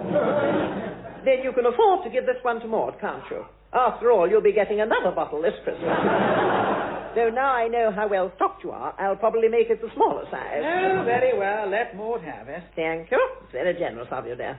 Now, what else have we got to take? Well, there's a South Arthur brought round this morning. Though why he doesn't take it himself, goodness knows. He can't, dear. He simply doesn't have the time. Well, he hardly gets a minute to himself now the pubs are open all day. Here you are, then, and what a curious collection. Oh, yes. Her True Romance magazine. Her set of Mills and Boone Hospital romances and her collection of miniature cacti. Does she want them for? Well, she talks to them, so there'll be company for her. Oh. Now, what have you got to go in here? Well, I dug out a few things I thought she might find useful. There's a bed jacket, a woolen shawl. What's this knitted cap with the ear flaps and the pom-poms on it? Well, I thought she might use that as a nightcap. I used to wear it when I was curling. When you were curling what? Curling is a game, Hilda. A very ancient Scottish game, played on ice. But Maud's in hospital, dear. Not in training for the Winter Games. Well, she's still got to keep herself warm, hasn't she? Well, yes. But they do heat hospitals these days, you know. Things have changed a bit since you were in the Crimea with your little chum Florrie Nightingale. If you don't want it, I'll have it back. No, it's all right. I'll use it to wrap round my Harrod's jar of kiwi fruit and cognac. Hilda, are you really intending to carry all this stuff to the hospital in that old wicker basket? I am. Why? You're going to look like Little Red Riding Hood visiting Granny. Well, with you in tow, I'm going to look as if I've already got Granny with me. Oh, and pop these in for me as well, would you, Hilda? Maud can wear them in bed. What on earth are they? What do they look like? They're socks. But they're enormous. I mean, the stockings I hang up at Christmas aren't as big as these. They're sailor's socks. You're a bit of a dark horse, aren't you? How did you manage to get your hands on a pair of sailor's socks? Well, if you must know, Hilda, I knitted those myself. Who for? Well, for a sailor. What do you think? You never told me you had a sockless sailor for a friend. During the war, I was just one of thousands upon thousands of women who knitted socks for the Navy. Socks and scarves and pullovers and mittens. The Russian convoys were full of men dressed in my woolies. No wonder the Russians wouldn't let them ashore when they arrived. Then the war ended, and my last consignment of socks obviously never got dispatched. While I was rooting about in my bedroom, I came across several pairs. Hey, we could open a boutique in Pompey. The fleet's in socks again, back home, in socks again, yo. What, say, that reminds me. I found one more little song I want to add to the cassette we've recorded for Maud. You really think she's going to want a specially recorded cassette? After all, she'll have radio and television in there, you know. Yes, but she won't always feel up to them, will she? There's bound to be times when she wants cheering up. You're better off having psychotherapy. Well, I think it was an inspiration of mine to record a special cassette of nice, jolly songs for her. Nice, jolly songs. Horsey, keep your tail up. Why does a winkle always turn to the right? Yes. Well, the one I want to add is on the piano there. This? Tinkle, tinkle, tinkle. How do you find them? Well, I look in your piano stool, don't I? But that's from Jessie Matthews' film, Evergreen, and the words are very appropriate. All right. Switch your little recorder on and I'll begin. Right. And here we go.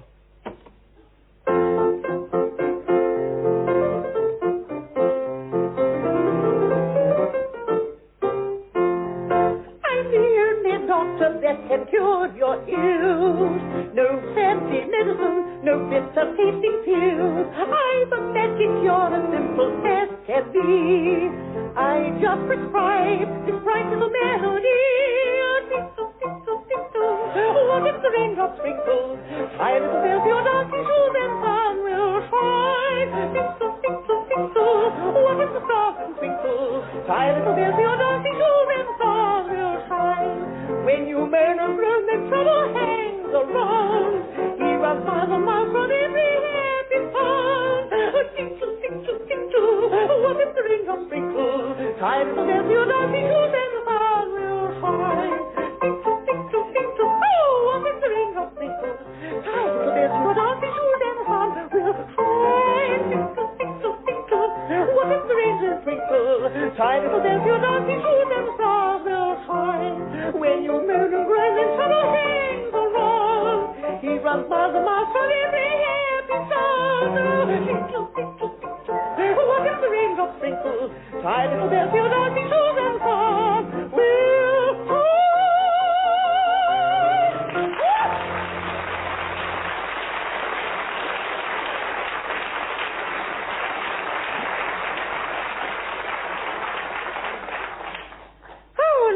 lovely, dear. Now, I'll just wind it back a bit and make sure it's recorded all right. Now. And off we go. Well, that should cheer Maud up all right. It's only a slight technical hitch, dear.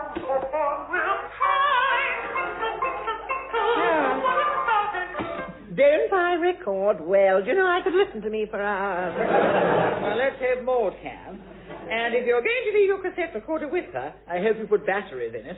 She may not have a socket handy, and we don't want to unplugging someone's life support machine. Evadne, I'm not a complete blibbering idiot. No, you sometimes do a passable imitation. At least my bedroom isn't full of unused sailor socks. Come along, Hilda. Do get a move on. I'm ready, Dan. I'm ready.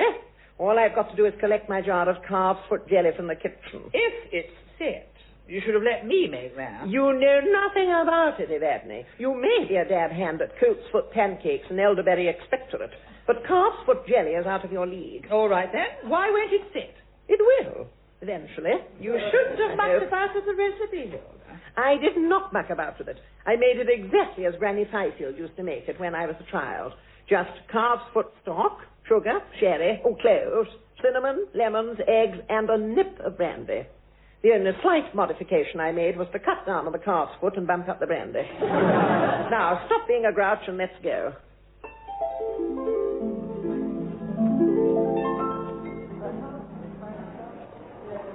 What room is she supposed to be in, Evadne? 5B. Don't you ever listen to what people tell you?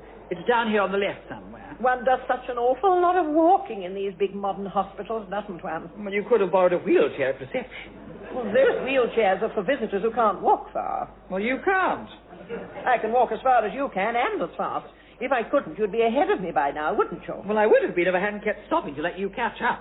It wasn't to let me catch up. It was because you were poppycock. What do you mean, poppycock? I've heard a grampus breathing better. Poppycock. Oh, do stop saying poppycock. People will think you're simple.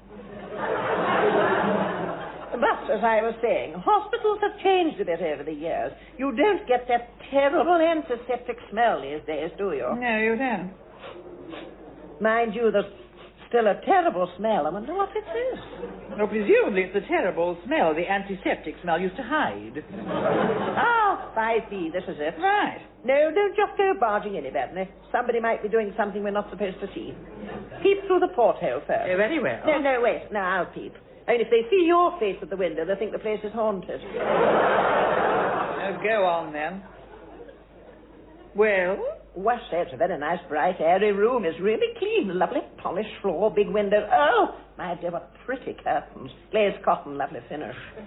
And flowers, and only the 4 beds. Hilda, we are not viewing a bed-sitter. Hardly more. There's a woman asleep in one bed, a screen round another one. There's one with nobody in it, and one with an old lady sitting bolt upright, staring at me.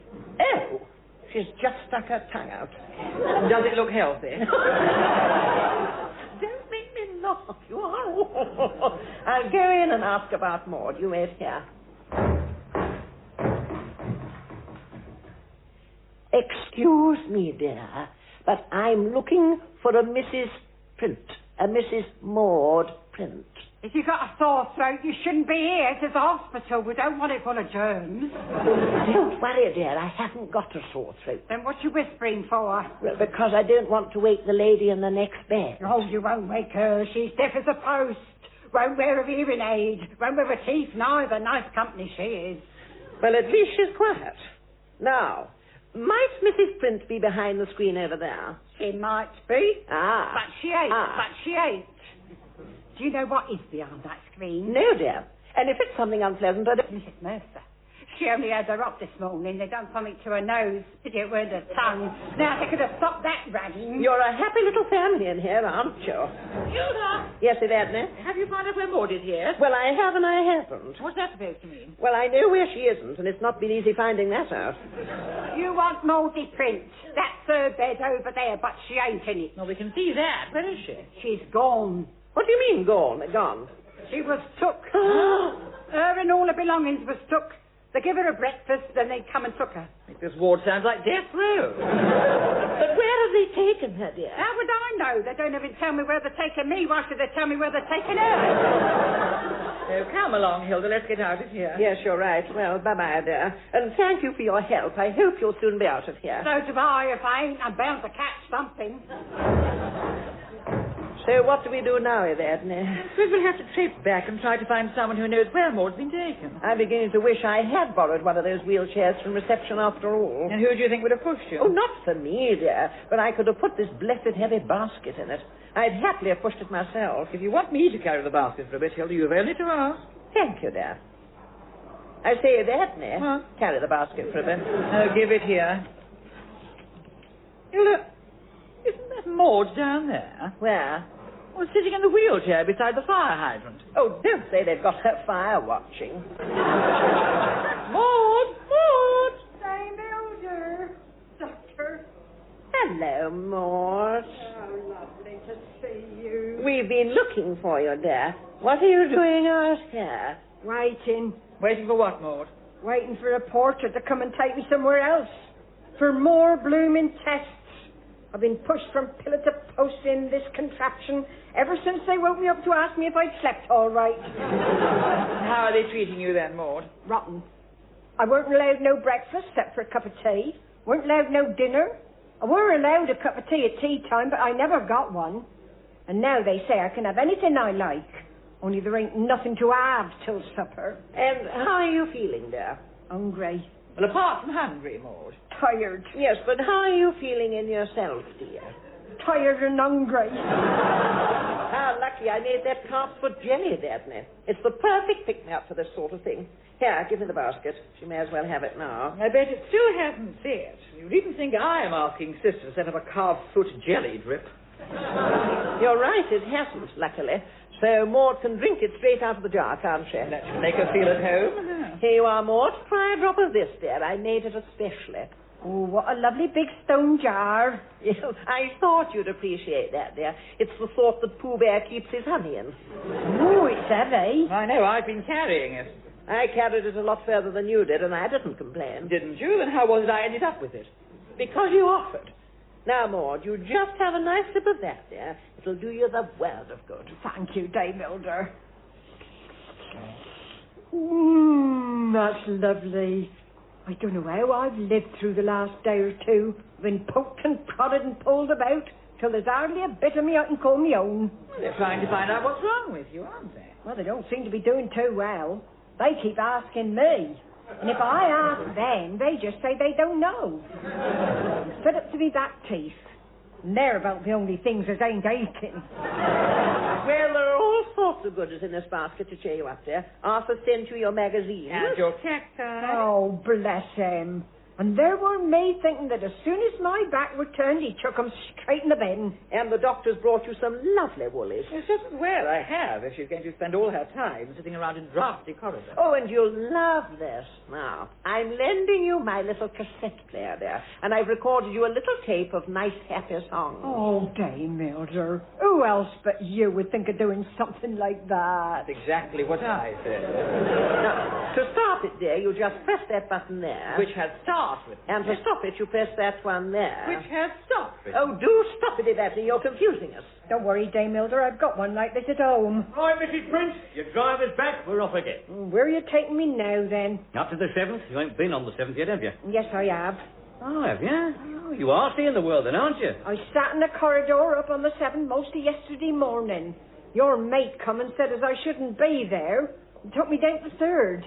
Yes, well, you shouldn't have been on the 3rd, darling. That's maternity. Look, Maud, you're obviously going to be rushing about for the rest of the day, so you'd better take this basket with you. We'll pop back tomorrow, dear. Or the day after. Right, so if you've got your luggage then, dear, we'll be on our way. Hang on to your hat. Bye, Dame Blilder. Doctor, thanks for coming. See you soon. Yes, dear. Bye-bye. Bye-bye.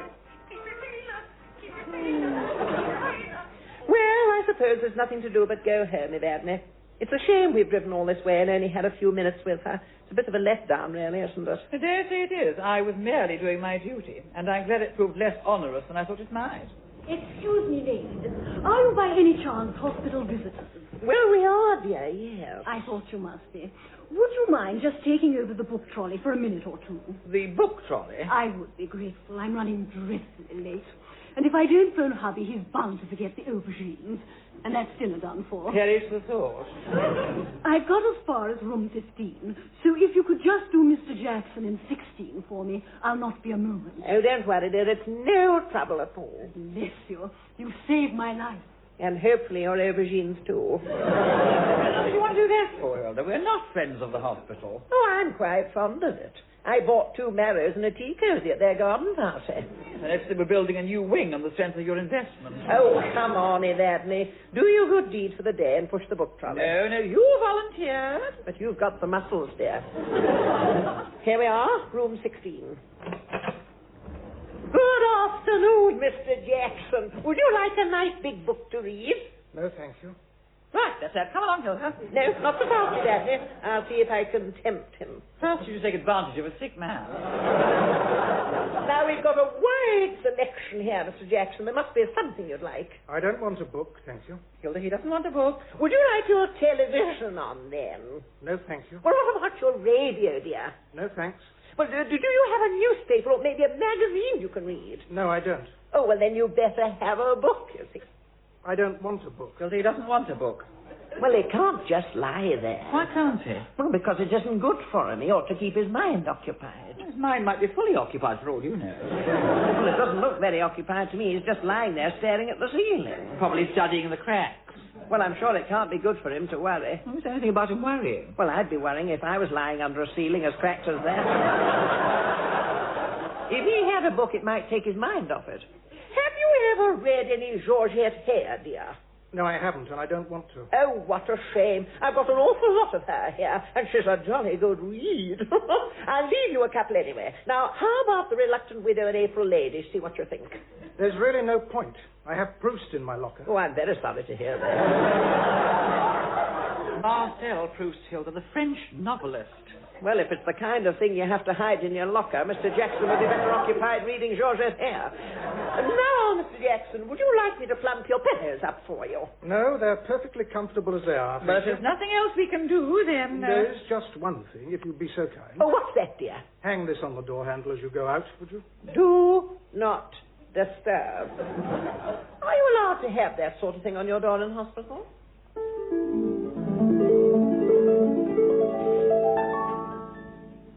Well, what a day that turned out to be. When we got out of Mr. Jackson's room, there was no sign of the book lady. Mind, I'd happily have worked on down the corridor, but Evadne insisted that we dump the trolley and run. In the end, we compromised. We dumped the trolley and walked. All the way to the car park. And it was then I realized that I'd left my car keys in my handbag in the basket we'd given to Mort, so back we went. But we couldn't find Maud anywhere. Oh, the staff were very helpful. They made all sorts of suggestions as to where she might be, but she never was. One very nice young doctor suggested we tried the Path Lab. Another, unless we misread his directions, sent us down to the boiler room. No matter where we went, she'd either just left or she wasn't expected. So finally, we decided to go back to square one and ask at reception. Oh, that's not the receptionist that was on when we first came in, is it, Evadne? No, it's not. I expect they've changed shifts several times since we first came in. The girl we saw was probably retired on pension by now. Oh, listen. It's Maud there, look, by the door. Well, perhaps she was planning to wait for dark, then make a run for it. Maud! Maud! Say, Milder, doctor, you still here? Thought you'd gone hours ago. We would have done if Hilda hadn't left her blessed handbag in that basket. We've been looking all over for you, dear. What are you doing here? Just waiting. What are you waiting for now, Maud? I'm waiting for an ambulance to take me home. They've done with me for a bit. Well, they probably need time to think up a few more tests. Mind, I think she's looking a lot better than she did, don't you, Evadne? Well, the red blotches have gone, but that's probably because her whole face is red now. Yes, you've certainly got a very good colour, Maud. I expect the change has done you good. You know what they say there, change is as good as a rest. Well, it might have been a change, but it ain't been much of a rest. I'll be glad to get home.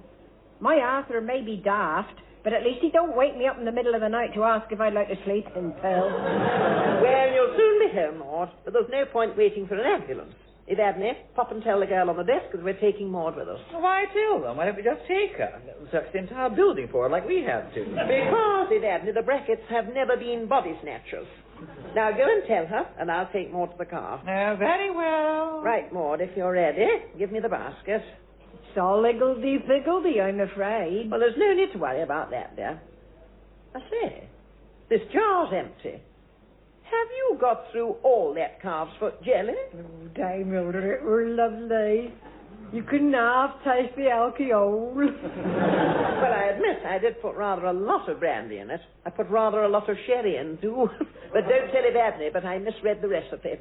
Oh, and I see you've eaten all your kiwi fruit in cognac as well. Oh, they was gorgeous, Dame Hilda. You could taste the alcohol in them and all. No wonder you're red in the face. Can you stand all right? Of course I can, Dame Hilda. Go on then, try. Ooh, my legs is all wobbly. And you'd better sit down again. Now, don't worry, dear, we're in no rush. Ooh, my legs do feel funny. I'd not be able to do the okey-cokey now. Well, that's a relief. Right, Hilda. That's done. What are you two hanging about here for? It's Maud's legs, dear. She's a bit unsteady on them. I'm not surprised, sitting in that contraption all day with no proper food. Pardon? Apart from my calf's foot jelly. What? She's finished it all up, didn't you, dear? Hilda, she's drunk. Yes, but you must admit it's cheered her up. Now, you take one arm and I'll take the other, Andrew. Up the daisy. Oh, I hope you two have got me all right. I not want to end up flat on my face in the foyer. They'd have me back in for tests before I could blink. Don't worry, Maud, we've got you. Right, we're all together now, like a good chorus line. I'll give you a count of 3, and it's tinkle, tinkle, tinkle, and out to the car. 1, 2, 3, and... Tinkle, tinkle, tinkle,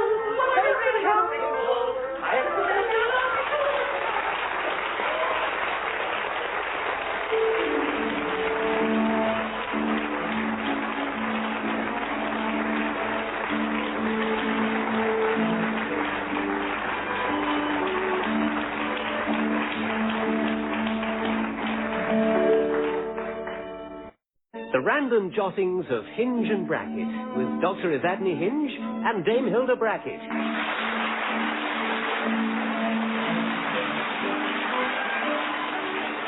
With friends and neighbours at Stackton Trestle in A Trip to the Castle.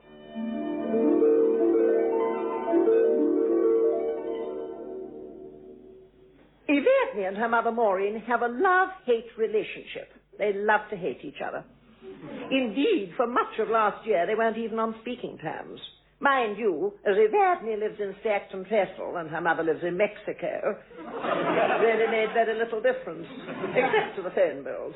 And then only to Maureen's, because Evadne always reverses the charges. Now, I get on very well with Maureen, though I admit she can be a funny woman. For example, on Evadne's birthday last year, she sent me a birthday card, just to let Evadne know she hadn't forgotten but wasn't sending her one. However, last winter, Maureen visited Scotland to stay at Castle Hinge, the family home near Stirling. And in an attempt to heal the breach, she invited us to drive up and stay with her for a few days. It meant an early start. So, by 8 o'clock one January morning, we were up, dressed, and had our breakfast, and I was in my bedroom finishing my packing.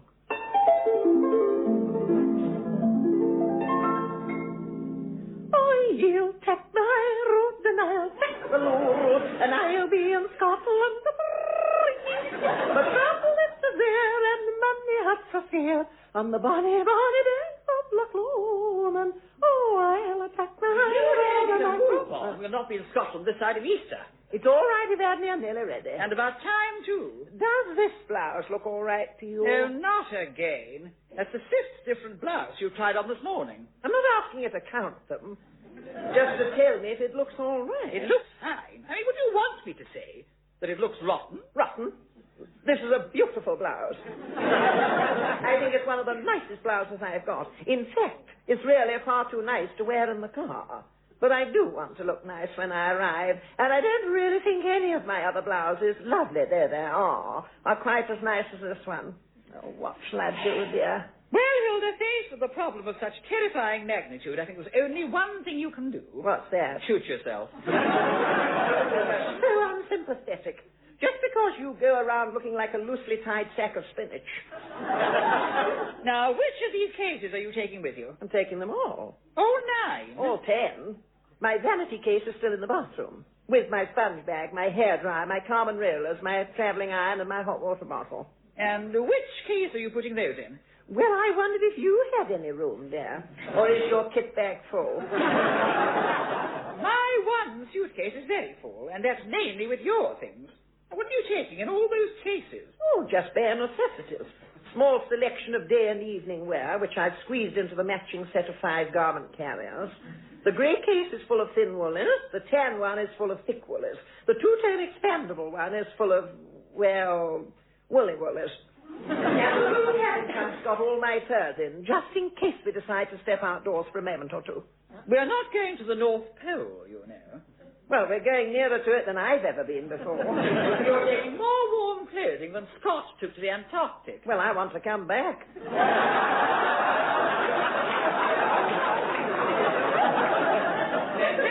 We can get all that luggage in the car. We will, if you carry your case and my overnight bag on your lap. Now, which one of these is your overnight bag? Oh, it's none of these, dear. It's down in the hall. Oh. Now, are you taking a little gift of some sort for your mother? No, I'll get something from the front garden on the way out. Well, we certainly won't have room for the bird bath.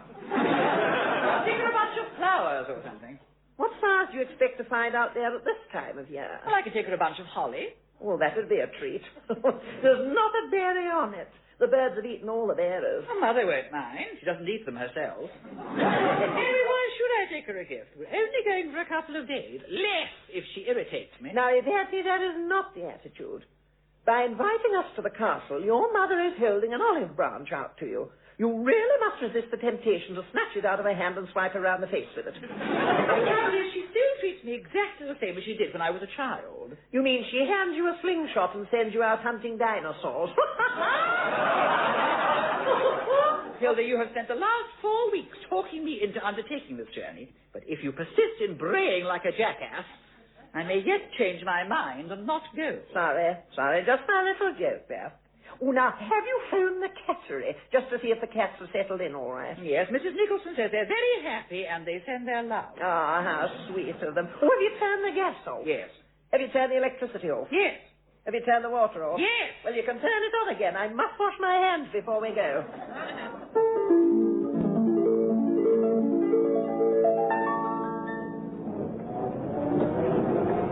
I say, Evadne, have you got the thermos handy? Yes. Oh, good. Well, why do you ask? Well, then, shall we stop for a cup? I'm gasping. Well, let's get out of the front drive first.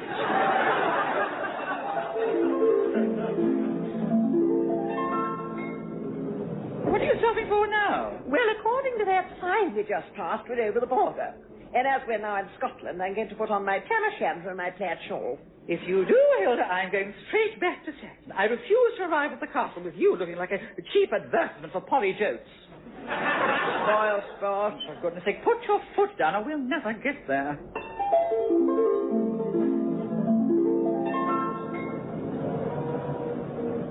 At last, I thought we'd never make it. Well, better safe than sorry there. Now turn left here, and be careful. It's very narrow. The main entrance is just across the courtyard. It's jolly dark, isn't it? And it's awfully quiet. Mother will soon put an end to that. Now, come on, Hilda. Coming. I'll take my suitcase. You take your overnight bag, and we leave the rest in the car. Old Angus can fetch it out later. Old Angus? Is he one of the Aberdeen Anguses? Angus Cameron is an old family retainer. There's been a Cameron at Castle Hinge since 1545. And I suppose you've known them all. Come on, let's go into the Valley of Death.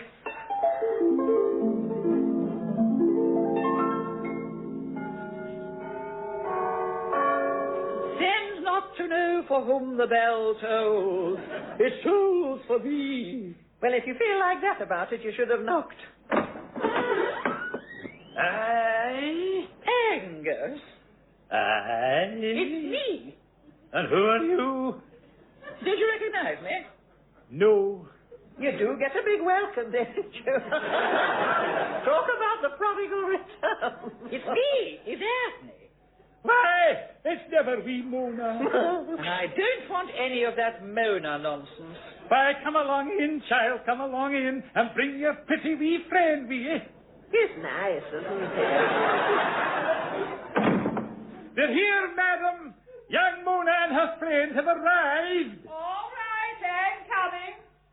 Mona, Hilda, how lovely to see you both. Hello, Maureen, there. So you were expecting us, were you, Mother? Well, of course I was, dear. Why? Were you thinking I'd put out flags and hire a pipe band? No, I just thought you might have put the outside lights on. Oh, Angus. Are the outside lights not on? I dinna ken. I've no been out. Angus, I told you to make sure those lights were on.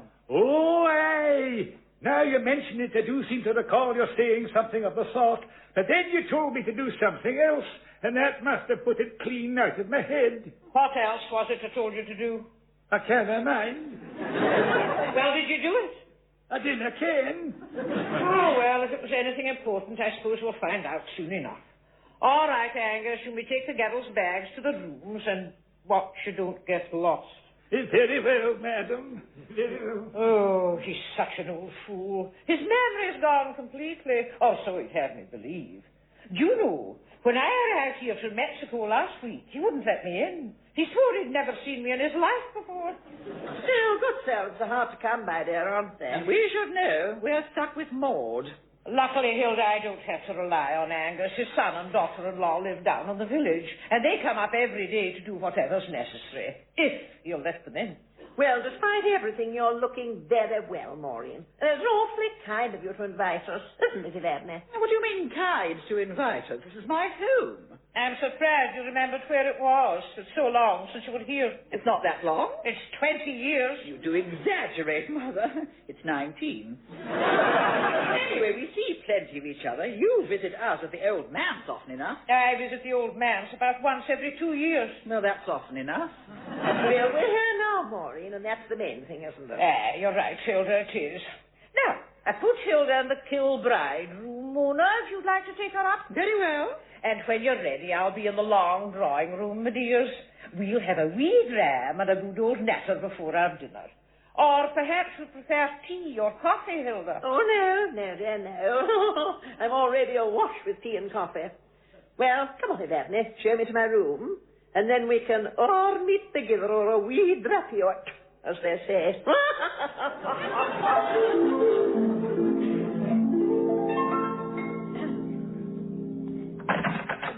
There we are, Hilda. The Kilbride room. I say, it is imposing. What a huge four-poster bed. I do hope I shall be able to find myself in the morning. You're very honoured to be in this room. Bonnie Prince Charlie used it after the Battle of Falkirk in 1746. Did you now? And Mary Queen of Scots slept here on more than one occasion. I thought she might have done. What about Rob Roy? What about him? Well, didn't he ever sleep here? Of course he didn't. Rob Roy was an outlaw. Do you know, there's always been a snobbish streak in your family, hasn't there? And did they all sleep in that bed? Oh, no. Mother bought that bed at Heels just after the war. The original four-poster fell to bits. I'm not surprised, seeing that so many weighty people slept in it. Now, where has Angus put my case? Well, he might have put it in the wardrobe there. Oh, it's that. What is that huge black furry thing doing in the corner? It's not doing anything. It's stuffed. It's a bear. Quite a little zoologist, aren't we? But it's taller than I am. Well, the only bears that aren't are teddy bears. What's it doing in here? It lives here. My goodness, you are a peculiar family. Well, I don't want to be difficult, dear, but I'll never be able to sleep knowing that thing is standing staring at me. And throw a sheet over it. You're joking. If I woke up in the middle of the night and saw a 10-foot-high white bear standing there, I'd probably have a heart attack. Well, suppose I turn it to the wall so it's got its back to you. No, it would look as if it was doing a naughty in the corner. I'll get old Angus to move it out. Thank you, dear. I would appreciate it. Say, Evadne, my case isn't in this wardrobe. Oh, for goodness sake, where has old Angus got to with it? I'll have to go and track him down. Meanwhile, you'll find soap, towels, etc. in the bathroom there. Oh, we're en suite, are we? Or were you expecting to have to wash under the pump? Well, with you, one never knows. We've also got central heating, so as I told you, you needn't have packed quite so many woolies. Now, is there anything else you need immediately? No, I'm fine, dear. I have my makeup in my handbag, and I'll change later on. You don't need to change. I'm not going to. You never do. Not from one week to another. It's a hinged family tradition, Hilda. We never dress for dinner on someone's first night home. Really? Why? Because it isn't worth the trouble. We usually end up rowing and retiring to our beds long before dinner is served. Well, you better not do that tonight. I'm starving. Then keep your fingers crossed. Now, I'm going to find Angus, and then I'm going to my room. Where is your room? Oh, right at the top of the west tower. Why? Can I have a look at it? No, it's not open to the public. If it's the room in which you spent your childhood, I'd love to have a quick peep. All right, if you don't mind climbing 150 steps of a spiral stone staircase with a candle in your hand. Well, perhaps tomorrow, then. I may feel a little more energetic then. Right, I'm off. I'll see you in the drawing room. And if you're there before me, do remind Mother that I'm old enough for whiskey now. So she's bought me a sherbet dip. She can stick it in a drawer.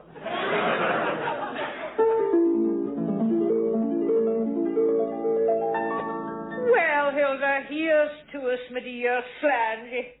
Cheers, Maureen. Did you have much difficulty persuading old Misery Guts to come? None at all, dear.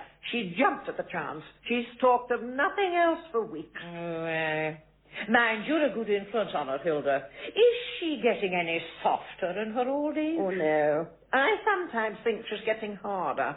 She's certainly getting harder to live with, but she's not such a bad old stick. Her heart is in the right place. It's her mouth that isn't.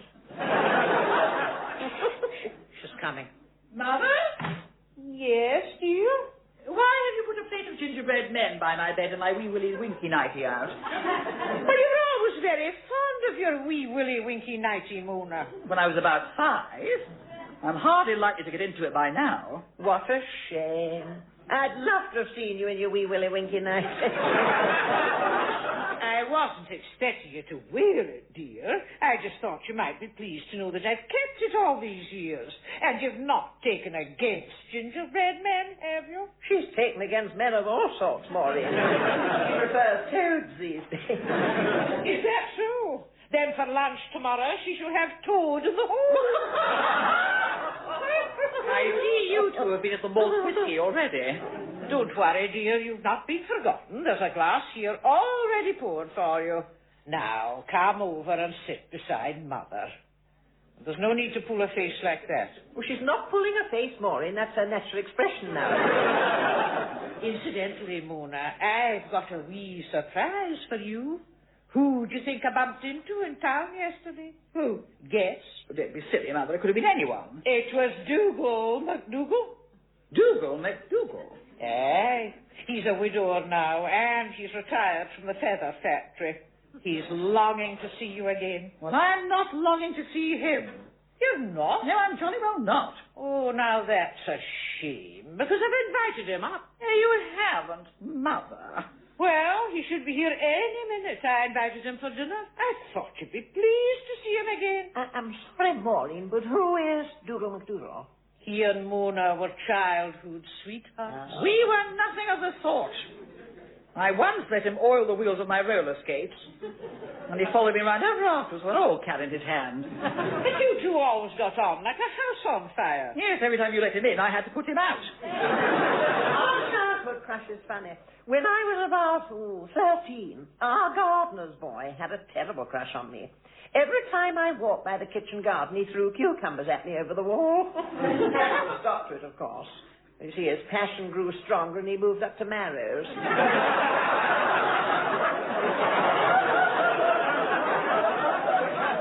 getting a tiny bit dangerous. Dougal McDougal, honestly, Mother, and you wonder why I don't come here more often. If I wasn't so hungry, I'd give dinner a miss. Excuse me, madam. Yes, Angus? I've a gentleman outside who claims that he was invited to dinner here tonight, but he has neither a written invitation nor a proper visiting card, and he's wearing a cloth cap and bicycle clips. Sounds like one of Evadne's admirers. It's all right, Angus. It's Mr. McDougal. He's expected. I reminded you earlier that we'd be 4 for dinner. Oh, I do seem to remember you saying something of the sort. Away another place. That's what I must have been going to do when you told me to do whatever it was you said I forgot to do. Well, now let me see. What have I got to do now? Oh, lay another setting, move the beer. Lay another setting, move the beer. The beer? Oh, Hilda, that blessed bear was never in your room when you went up, was it? It was, dear, yes, all 10 feet of it. Oh, I'm so sorry. I knew you'd not want that thing staring at you. I told the old fool to move that out first thing this morning. How very thoughtful of you, dear. Thank you. He's obviously got it on his list now, anyway. I don't know what you've all got against that poor bear. I like it. Then why don't you have it in your room? It's only a small room. Anyway, I've already got its mate in there. Excuse me, Maureen, but is it all right if I come in? Of course it is, dear. Come along. Did Agnes not tell you? No, he just wandered right past me, muttering something about setting a place and moving a bear. Oh, that man's becoming quite impossible. And it's cold night outside, too. It's trying to snow. Well, come and warm yourself, dear, and I'll introduce you. This is Mona's friend, Dame Hilda Brackett. Hello, Dougal. Oh, this is a great pleasure, Dame Hilda. A very great pleasure. A very great pleasure indeed. Oh, it's kind of you to say so, dear. Oh, very kind. Now, look who's here, Dougal. It's Mona. Hello, Mona. Hello, Dougal. Been a long time, Hasn't it? how you been keeping? Fine. So have I. Good. So, you've been keeping well? Yes. And fine? Yes. Well, they haven't got a great deal to say to each other after all these years. Perhaps a good dinner will loosen our tongues. Well, isn't this nice? Ah, dinner. And later, perhaps, Mona will play for us. I might. How about some of the old songs? Well, you're safe there, dear. She doesn't know any new ones. Well, come along, everybody. Mona, lead the way. Would you like to take my arm into dinner, Mona? No, I wouldn't. You can jolly well take your own arm in. My goodness, Maureen. He does have a curious effect on her. She's just made a joke.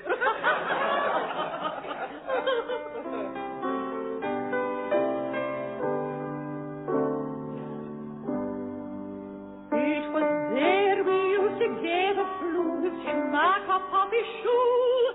It was there we fetched the buckies with the barley doon below. And we often ran there fretted back and forth for a mile, while it left our bits and stockings at the old sailor stile. Oh, the old sailor stile by the dear old village green. What a host of sunny joy the youthful cantrip sing and sing. When we youngsters used to gather up to ring a boots a while, or to play at how we pussy at the old sail stile. Oh, the old sail stile by the dear old village green. What a host of sunny joy the youthful cantrips had seen.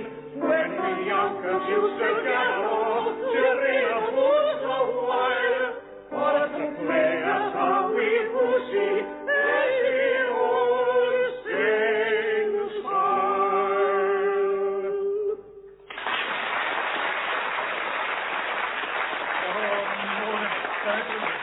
Really beautiful. Do you know, I can still remember you singing that song the day you let me come looking for lobworms with you. And as soon as I found one, you were sick. No, I'm still no fond of worms. Nor me, dear, nor me. Not that I've ever been lobworming with her. It's one little hobby she seems mercifully to have grown out of. Oh, I see. Just look at the snow. It's blizzarding out there now. I think we're going to have to put you up for the night, Dougal. Nonsense. It can't be that bad. You'll be all right if you leave straight away, won't you, Dougal? Oh, I'm sure I can make it home. I'm still a powerful peddler. It's only 10 miles. Is that all? I'll get your bicycle clips on, then. Evadne, you couldn't send a dog out on a night like this. Not even a husky. Don't you believe it, Hilda. She could. But that settles it, Dougal. You're staying the night. Oh, well, if you're really sure, Maureen, I'd not want to be in the way. I mean, I'd not want to be a nuisance. Why not? You always were. Was she always as sharp as this with you, Dougal? No, she was. She'd always been one to speak her mind. I always knew where I was with Mona. You were nowhere. And more's the pity. But don't they say that where there's life, there's hope? Do they? How very silly of them. Now, Hilda. We've not had a song from you yet, have we? Do you know, I thought you'd never ask. And I've got 2 carrier bags full of music in my overnight case, wherever that may be. It's in your room. I put it there myself. But you needn't think I'm going to have to get your music. You'll have to sing something I can play by ear. Well, that limits us to chopsticks, so God save the Queen. There's music in the stew there, Mona. But do you not remember that pretty little song you sang for me the last Christmas I was at Stanton? The one about the fish. Oh, yes, dear, the one by Lady Nan, Call a Heron. It was a song that my mother used to sing, you know. Can you fumble your way through that, Evadne? I'll try.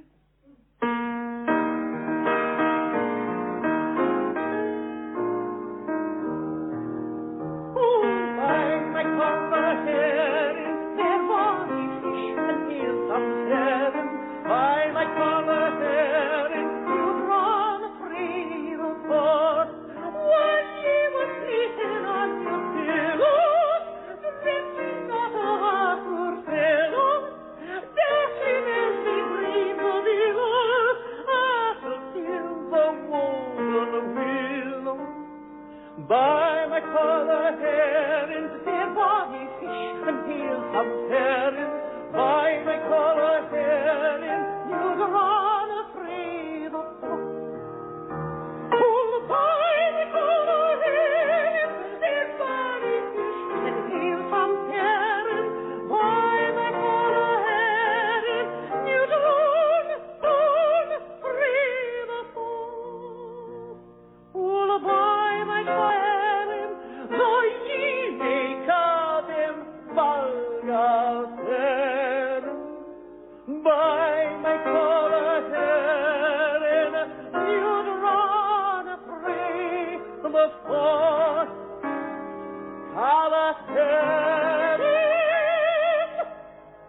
collar herring, collar herring.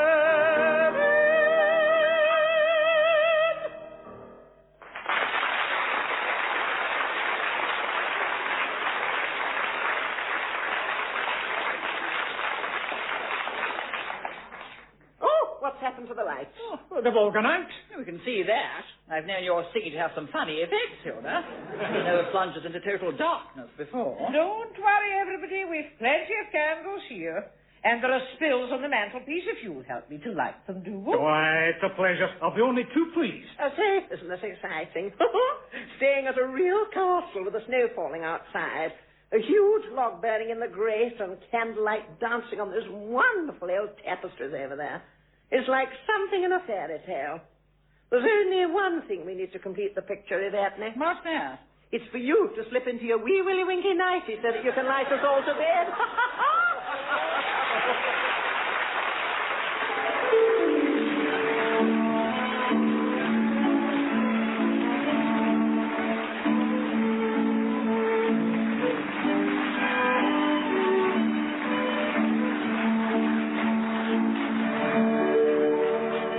The random jottings of Hinge and Bracket with Dr. Evadne Hinge and Dame Hilda Bracket.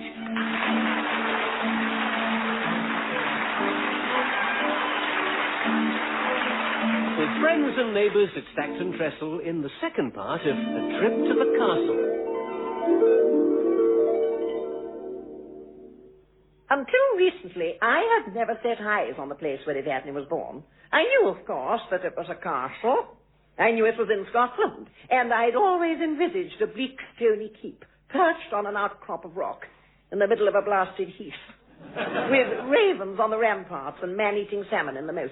And scratched somewhere in the stonework above the portcullis, probably with a wild boar's tooth, and probably by Evadne herself, the words, "Abandon hope, all ye who enter here." I'd seen it, in fact, as a cross between Chez Macbeth and Chez Dracula. However, last January, we both visited the castle to stay a few days and to celebrate Burns Night with Evadne's mother, Maureen. And I was relieved to find that it was warm, comfortable, and furnished with all mod cottons. I slept like a log that first night after our long drive north. And I would have slept a lot longer had it not been for Evadne.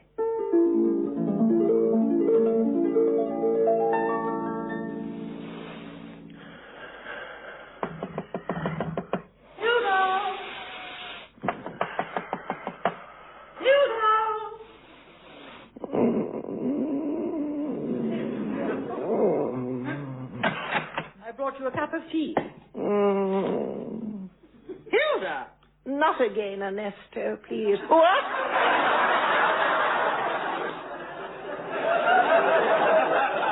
Are you awake? Yes, I was. There. Then open your eyes. Oh, honestly. And the other one. What time is it? It's nearly 9. I'll open the curtains, shall I? If you must, but slowly, dear. Very, very slowly. There we are, then. What's it doing out there? Oh, it's snowing again. As you'd see if you brought your head out from under the blanket. Oh, so it is. Actually, this room does feel a bit chilly. Switch the electric fire on, would you, dear? Well, that's what I wanted to talk to you about, Hilda. Oh, if you want money for the meter, my purse is on the dressing table. That's ridiculous. But you remember last night, just after dinner, all the lights went off? Yes. And then they came back on again? Yes, and then they all went off again, and we all went to bed. That's right. Well, they still haven't come back on. So where does that leave us? Up the lock without a paddle. We've got no electricity. Has there been a catastrophe? Well, it's not Armageddon, if that's what you mean, but there was very heavy snow overnight, and it must have brought the power lines down. However, we can't check, you see, because the phone's not working. What you're really trying to say is that I can't have my electric fire on, isn't it? Well, that's the nub of it, yes. Well, it doesn't bother me one jot or tittle. I'll be perfectly happy, as long as the central heating's working all right. It isn't. What? Aha, that's working you up, hasn't it? The central heating is off. Well, if there's any hot water, I must have my bath. Hilda, until old Angus managed to get a fire going, the only hot thing in this entire establishment is your cup of tea. So you have a choice. You can drink it, warm your hands in it, or have a bath in it. We've got hot water for tea. No, we haven't. I boiled that water myself in a billy can of the Primus stove in my bedroom. And I've now used the last of the paraffins we've been saving for emergencies ever since Hitler came to power. I'm touched. You needn't be. It was Mother's idea. I'm at home now, and to keep the peace, I do just as I'm told. Well, there's no need to look so miserable about it. It's not for long. Anyway, I thought your mother said the central heating used oil. It does, but it needs electricity to work the pump. Can't you work the pump? No, I am not going into a technical dissertation on oil-fired central heating. Suffice to say, it is off, and I have broken it to you gently, as instructed. Thank goodness I brought all my winter woolers with me. And you scoffed. You told me I wouldn't need them. I said you wouldn't need 3 suitcases full. Well, it sounds rather as if I might. Incidentally, where are the rest of my cases? Where's my cabin trunk with all my furs in? I thought old Angus was going to fetch them in last night. He was, but he forgot. So why didn't he bring them in this morning? Because he hasn't found the car yet. But it's out there in the courtyard, right beside the hedge. He can't find the hedge, either. There's been heavy drifting, you see. However, I've left Dougal out there prodding about in the snow with the broom handle. Oh, I do hope he doesn't damage my paintwork. Don't worry. He's more likely to lose the broom than to find the car. And what about the Burns night supper dance down in the village tonight? Shall we be able to get to that? Not unless you've brought your skis. We're completely cut off, Hilda. Oh, what a shame. I've never been to a Burns night supper, and I was so looking forward to seeing you dancing the gay Gordons with Dougal. Incidentally, how is your old flame this morning? The same as he was last night. Very irritating. And he is not an old flame. That's not what Maureen says. Mother is a troublemaker, and I can't think why she asked him to stay. She should have let him go straight home after dinner last night when I told him to. And now I suppose his bicycle's buried. I don't want to talk about it. Now, we're holding a council of war in the long drawing room at 10 o'clock to review the situation and to allocate tasks.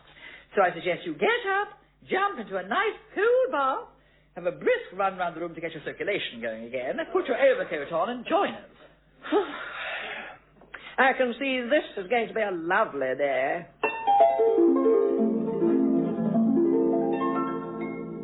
Right. Before we start our meeting, does anybody want more toast?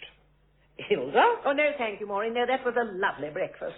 That's all I ever have at home, you know, toast and marmalade. Plus half a grapefruit, a slice of grilled bacon, scrambled eggs, a mushroom or two, a grilled tomato, and about 6 cups of tea. Go on, make your mother feel guilty. Don't worry, Hilda. The only thing she ever makes me feel guilty about is having brought her into the world in the first place. Now, you'll have some more toast, won't you, Dougal? Oh, no. Thank you, Maureen. I've already had twice as much as anybody else. Trust you. And no more for me, Mother, thank you. I do wish I could have given you a proper breakfast, Hilda. But hopefully we'll get a hot lunch, if Angus can get the old kitchen range working again. Mind, I'm not promising. It's It's been boarded up for donkey's years. It's quite all right, Maureen. I'm lovely and warm at the moment. And so you should be. You're sitting right over the fire. You've had 2 large whiskies. And you're wearing more woolies than the rest of us put together. Well, I asked you if you wanted to borrow any when Dougal brought them in, and you turned your nose up. I did not. If it's taken to turning up of its own volition, Mona, I suggest you go and have it looked at. You all talk such nonsense. Incidentally, Dougal, I haven't thanked you properly for rescuing my cases, have I, dear? No, it was nothing, Hilda. Once the car was dug out, it was just a matter of getting them out of the boot. Well, it was awfully kind of you to dig the car out. No, credit where credit is due. Mona dug the car out. And I dug you out as well, more than once. No wonder you didn't want to borrow a woolly. And not that my designer knitwear would really suit you, dear. You look far more at home in your fisherman's smock with Eastmore coat across the chest. Do you know, Hilda, when I first set eyes on Mona, she was wearing wee plaid knickerbockers and her Girl Guide hat. And she had 2 bonny long plaits hanging down her back with big blue bows on them. Well, when I first set eyes on Evadne, she was wearing a plastic mac and gumboots, and she had just one long plait hanging right down the middle of her back. I suppose she'd lost her bow by then and was too mean to buy another. When I first set eyes on her, she was stark naked and bald as a bladder of lard. Well, if you're all going to sit round being silly, I think I'll go and start clearing the snow from the yard. No, I'll come with you, Mona. You stay where you are. You'll both stay where you are. Clearing the yard does not have a very high priority on my agenda. Excuse me, madam. Ah, Angus, good. I thought you might have forgotten. Forgotten what? Our little meeting. What meeting? Angus, do you not remember me telling you that we were going to hold a council of war at which I wanted you to report on the state of the kitchen range? No, but that's what I've come to tell you about. The state of the kitchen range. I sometimes wonder if you going off your head or me. Anyway, what is the state of the kitchen range? Terrible. Ah, well, bye-bye, nice hot lunch. But nothing that cannot be put to rights. Oh, hello again, nice hot lunch. Things could be looking up, Hilda. We may not be able to get to the village, but with luck, we'll be able to give you a Buttons night supper. Eh, Angus? Aye, but I warn you, that machine burns coal faster than the Mauritania, and I'll be needing all the coal I can get. So you'll no be minding if I take yon coal scuttle with me. Now, just a minute, Angus. We've run out of logs. If you take our coal, what do you expect us to burn this fire here? Well, I have heard that during the terrible winter of 1814, when this castle was cut off for 40 days and 40 nights, your great-great-great-great-grandfather was reduced to burning the furniture on that very hearth. And to this day, we've been short of chairs. Short of chairs? There's plenty of chairs. In fact, I've always thought you'd rather a lot of chairs. But no so many as we did. Pay no attention to the old fool. You'll only encourage him. Anyways, there's no shortages of wood. We're surrounded by trees. Aye, planted by the same Torrance Hinge himself in the blessed spring of 1815, in order that his descendants might never have to suffer the humiliation of asking their guests to put their chairs on the fire. Oh, take your scuttle and get back to your range, man, or we'll be celebrating Buttons night with no supper at all. You can leave us to gather our own wood. Thank you, madam. Oh, do you see what I mean about him, Hilda? He can remember every detail of something that happened in 1814, yet he can't remember what I told him half an hour ago. Oh, they switch off, dearie. Evadne's just the same. She only remembers what she wants to, like when it's my turn to pay the milk bill. Well, if we're not going to have our meeting, I'm going. Oh, may I come with you this time, Mona? No, you may not. Not where I'm going. Do both. I suggest that you go and see Angus and ask him to let you have a couple of saws, the axe, and some wood baskets. Then when Mona's been wherever it is she's going, she can join you outside and you can both start gathering wood. All right, Mona. To the woods. To the woods. Now, one of these days, I'm going to wring your neck. I'd make the most of it if I were you, dear. It's not often you get invited to a woodchopper's ball. Well, go on then, the pair of you. Chop, chop. Oh, very well then. Let's go, Dougal. I'll see you in the courtyard. And if you cut your silly head off, you needn't come crying to me. Oh, coming, Mona. So, If there's no other business, Hilda, I propose that we declare this meeting closed. I'll second that. I don't think there's really a great deal more you or I can do at the moment. We certainly don't want to get in anybody's way. So, I suggest we pull our chairs right up to the fire, make ourselves comfortable, and have another wee dram to keep out the cold. Good idea. That fire's burning a bit low, isn't it? I hope those two aren't going to be long with the wood. So do I. Still, I suppose if the worst comes to the worst, we can always burn Evadne's chair.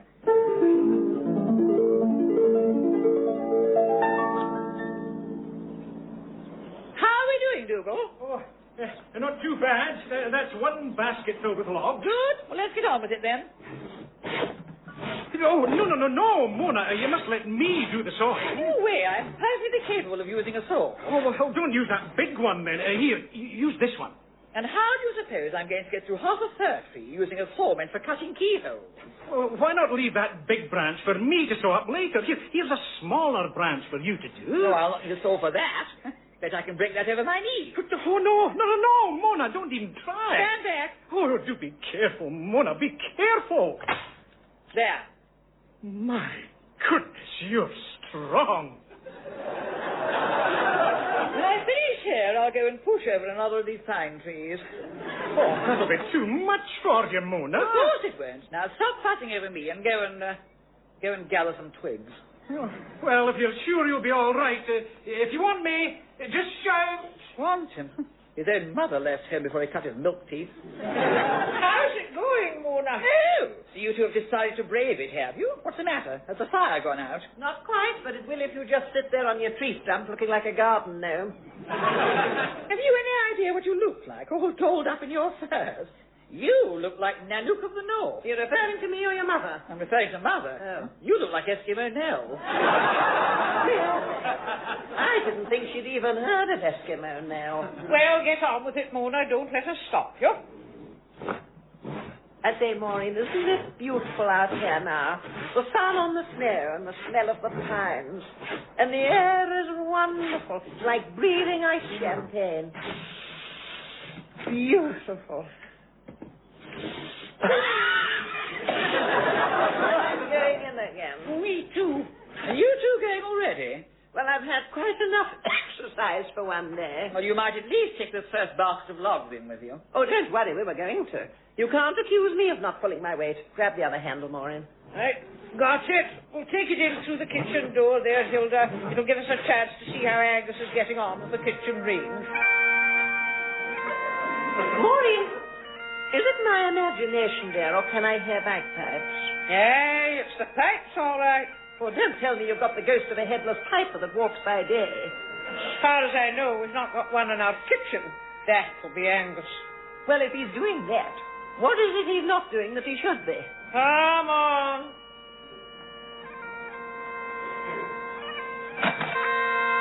Angus? Madam! Have you not got that range of light yet, ma'am? What on earth do you think you're doing? Precisely what I was instructed to do. Well, I don't remember telling you to march round and round the kitchen table playing your pipes. Possibly not. And I'll tell you why you don't.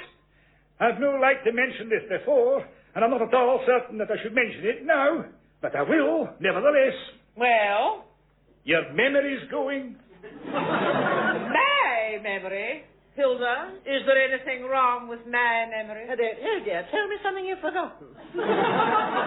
Why, you're forever insisting that you've told me to do things that I have no recollection whatever of your ever having told me to do. I have therefore been forced reluctantly to conclude that your memory's going. He makes out a persuasive case, doesn't he? Angus, I told you to get that range going. You told me you were wanting to have your bum's night supper here.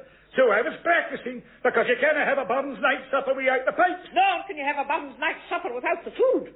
And I'm sure Dame Hilda would sooner have a hot meal than the pipes any time. Very probably, and I'm sure Dame Hilda will no take offence if I remind you that she's a Sassanach. Doesn't he manage to make that sound insulting? If I was a dog, I'd be a whipped one. Oh, run these logs up to the drawing room, man, and make sure the fire's all right. We'll get your range going for you. Very well, madam. And you never forget to pull the damper out. I'm sorry, Hilda, he gets worse. Had his family not been in service here since 1545, I'd have got rid of him long ago. Well, if they were all like him, I'd have got rid of them in 1546. And Evadne was just a toddler. Oh, now, we do give her a hard time, don't we? Well, not as hard as she gives us. Don't forget, I have to live with her. Now, let's just get my coat off, and I'll soon get this wretched thing going. At least the old fool's laid it. Now, has he got any matches down here? There, dear, by the candlestick. And if you want someone to blow, I've always got plenty of puff. There we go. She's away. It's smoking a bit, isn't it? It is a bit. Why is it all coming out the front? Shouldn't it be going up at the back? It should. You know, what, don't you? What? I bet that when that was boarded up, someone stuffed paper up the chimney, and Angus has forgotten to take it out. Oh, my goodness, I think you're right. You see, Hilda, it is his memory that's going. I say, it's 6 of one and half a dozen of the other. After all, you forgot to remind him.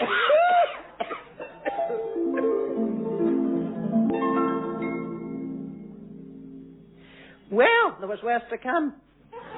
Because then the chimney caught fire. Old Angus had forgotten to clean the flue. So the range took time to sort out. And lunch, like breakfast, was a rather haphazard affair. Dougal attempted to fry some sausages on a shovel over the drawing room fire, but they rolled off into the flames. Evadne started to boil some eggs in her billy can, but Dougal knocked the can over and put the fire out. So we gave up trying to cook. And Maureen, who spends most of the year in Mexico, produced 1 or 2 little treats. These included armadillo tacos, some iguana meat, and a tin of toasted grasshoppers. Well, I just sat and sucked a peppermint. At least it was hot. However, by 7 at night, with a simple hot meal finally assured, we all gathered expectantly for a pre-prandial drink in the candlelit drawing room.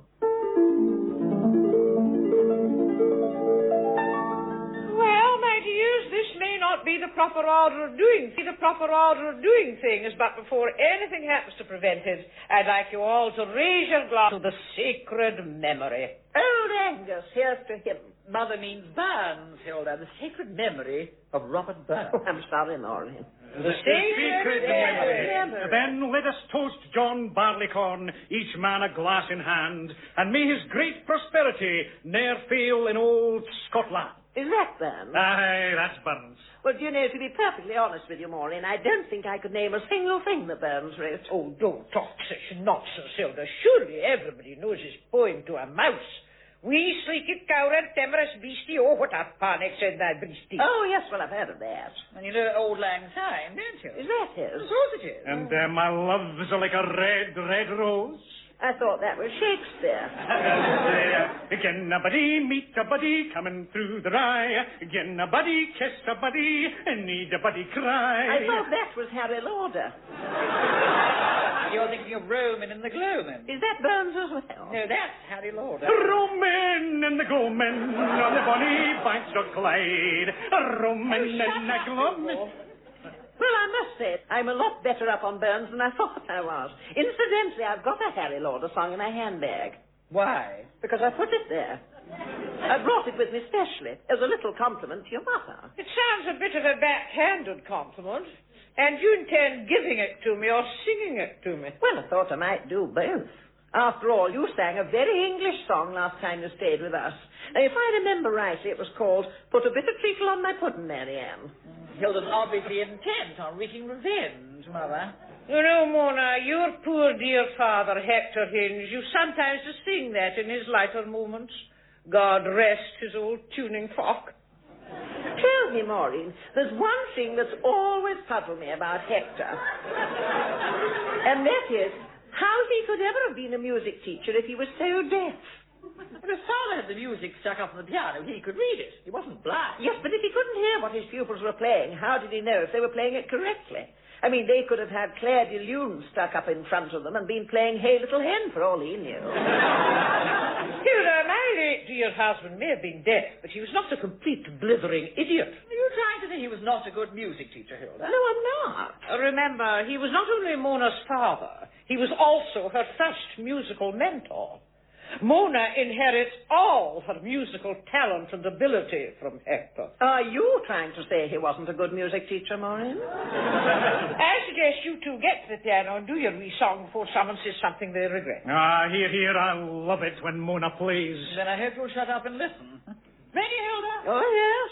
I've been practicing a bit of Scots accent, Maureen. See what you think, dear. Oh, we've had a lot of trouble and we've had a lot of strife. Oh, we've had our ups and downs and we have jammed it after life. We've had our little squabbles but they've never lasted long. Why? Just because it's best to sing a song. Oh, it's a fine thing to sing. Singing is to sing. It brightens everything and darkens everything. We've helped you on the road when you've had a heavy load. Singing is to sing to make you cheer. Well, it's not much fun not to be able to push them. After free. If ever you get worried and you don't know what to do, you've got the humpy dumpers and you're feeling black and blue. Do the same as I do, just simply jog along. Because there's nothing stimulates a fellow like a song. Here we go again. Oh, it's a fine thing to sing, singing is the thing. It brightens everything and darkens everything. Oh, it helps you on the road when you've got a heavy load. Singing is the thing to make you hear. Oh, what kind of new. Just a love goes a writing. Thank you for thank you.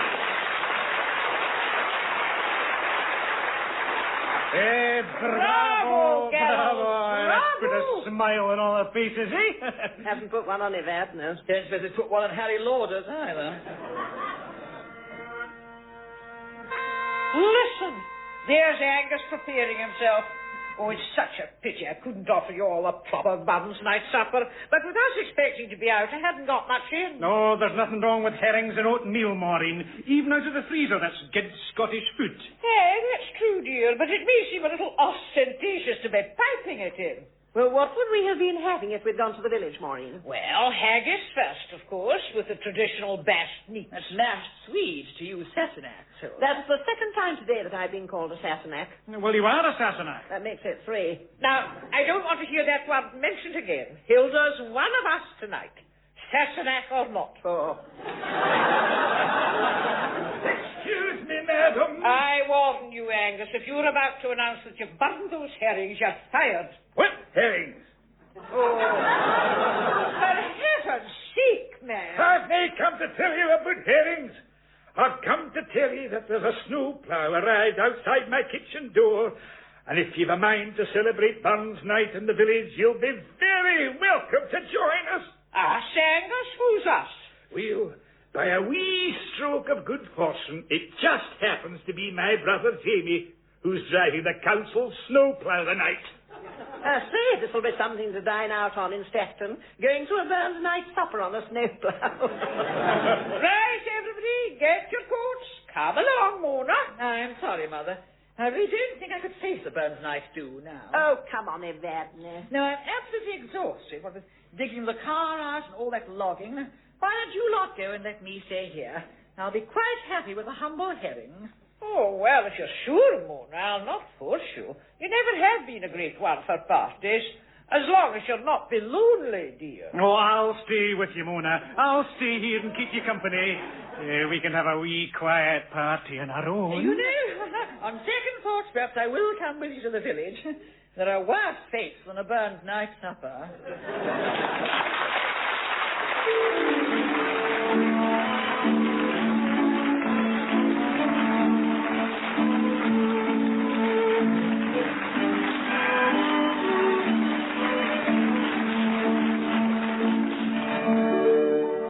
The Random Jottings of Hinge and Bracket, with Dr. Evadne Hinge and Dame Hilda Bracket.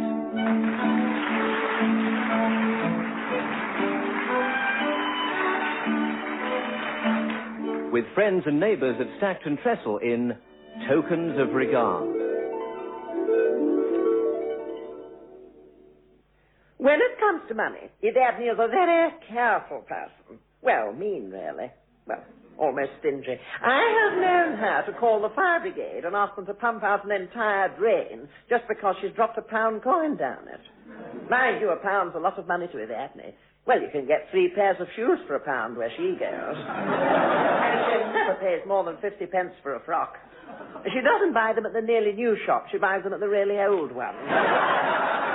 That's where most people buy bits of material for making oily rags.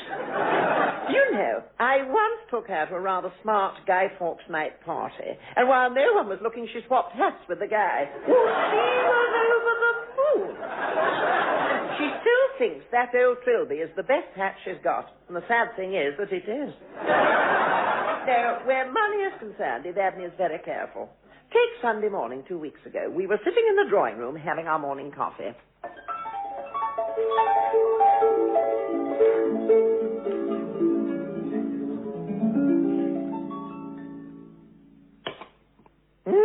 Coffee's a bit strong this morning, dear.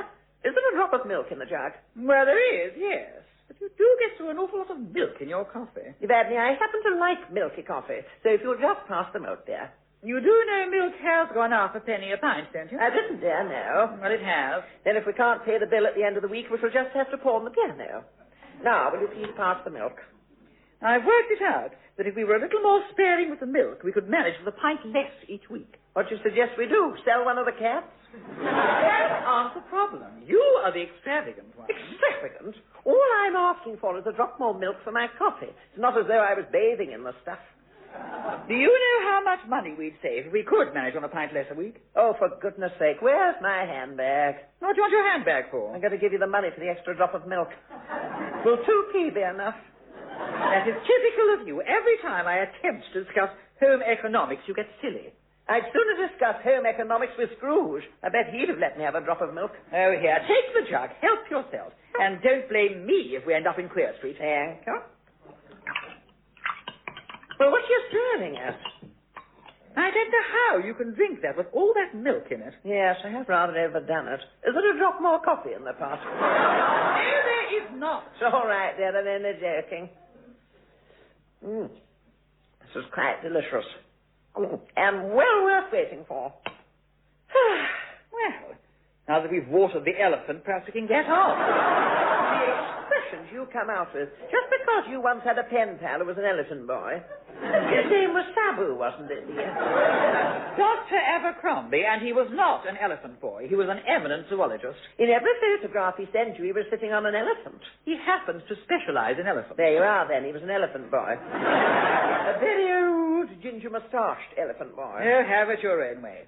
Now, do you want to go through any more of this music before lunch or not? Yes, I do, dear. Naomi's bound to ask me to sing tonight, so we'd better take a few songs along. You've chosen at least 70 already. Well, you know what Naomi's parties are like. Yes, I do. Dreadful. Oh, they're not that bad. Though I imagine they're arrive. You've chosen enough songs, surely. Well, it is a party, dear. One never knows how long it will go on. If you intend singing that lot, I'd say about a week.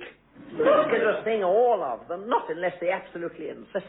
They'd have to be dreadfully drunk to do that. Actually, I did once sing all night. Don't you remember at the Works concert at the car factory in Coventry? Oh, yes, but that wasn't an ordinary concert. That was a sit-in. Nevertheless, I sang all night, didn't I? That's right. And the next day, all the workers trooped out with their hands up. That shop steward reckoned you'd been sent in as the tool of a ruthless management. Well, he was a militant, dear. One wouldn't expect him to like Ivan Novello. All right, and which of these songs do you want to try next? Well, we'll take them in order, dear. First off the pile. Right, and it's A Woman's Heart. Ah, there's Ivan Novello. Chance to Dream. Well, I'm ready when you are, dear. All right?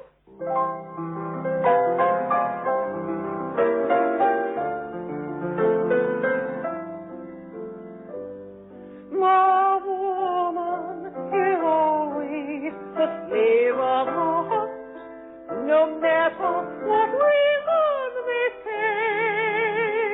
She chooses our love till death does us part, not having the price she must pay. For man is by nature unfaithful and true. His creed he must follow, as other men do. But woman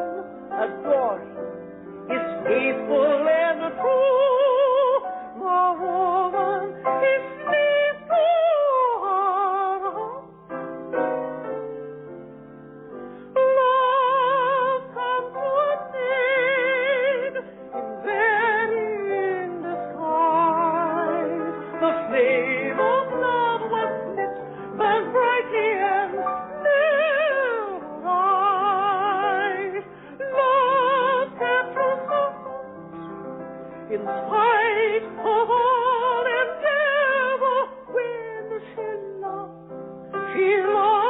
forever. A woman is always the slave of her heart, no matter what reason they say.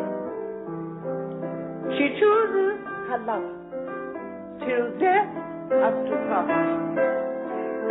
not counting the price she must pay. For man is by nature Unfaithful, untrue, his creed he must follow, as other men do. But woman, her knowing is sweet and true. The woman is slave to her heart.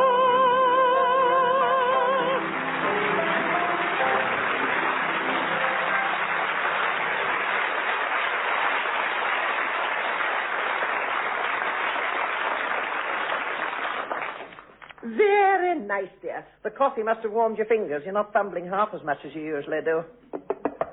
Oh, heavens, there's Peter and Mandy at the garden door. What on earth can they want on a Sunday morning? Oh, don't look so worried, dear. I doubt that they've come to borrow milk. Hello, my dear. Come along in. Thank you, Dame Hilda. Hello, Doctor. Hello. Good morning. Sit yourselves down, then. Well, only for a minute, Dame Hilda. We don't want to disturb you, do we, Pete? No, we don't. And anyway, the Fox and Ferret will be open in 10 minutes. You needn't think you're going to the pub today, my lad. You're still in the doghouse. I've been in the doghouse all morning. Woof, woof, woof. Would you like me to fetch you a bone? You're getting very generous all of a sudden, aren't you? Well, go on, Pete. Tell them what you did. I didn't do anything. All right, then. Tell them what you didn't do. I'm not going to. I said I wouldn't, and I won't. If you won't, I will. If you do, that's your affair. I'll answer to my conscience. You must answer to yours. If you two would prefer to discuss what is obviously an important moral issue in private, Hilda and I can always take a turn round the garden. You speak for yourself, Evadne. It's darn cold out in that garden. Anyway, I want to know what's going on. Dame Hilda, you are going to Naomi Mellinger's party tonight, aren't you? Oh, yes, dear, we're both going. Some of us reluctantly. And did you know that it's Naomi Mellinger's birthday today? Today? I certainly did not, dear. Did you, Evadne? No, I didn't. Nor did I. But he did. Didn't you, P? Yes, I did. And I've only just found out. So, of course, I haven't bought her a present. Have you, Dame Hilda? Well, of course I haven't. Well, don't look at me. I wouldn't have bought her a present anyway. But little Sneaky there's bought her a present. Haven't you, little Sneaky? Yes, I have. And what's little Sneaky bought her?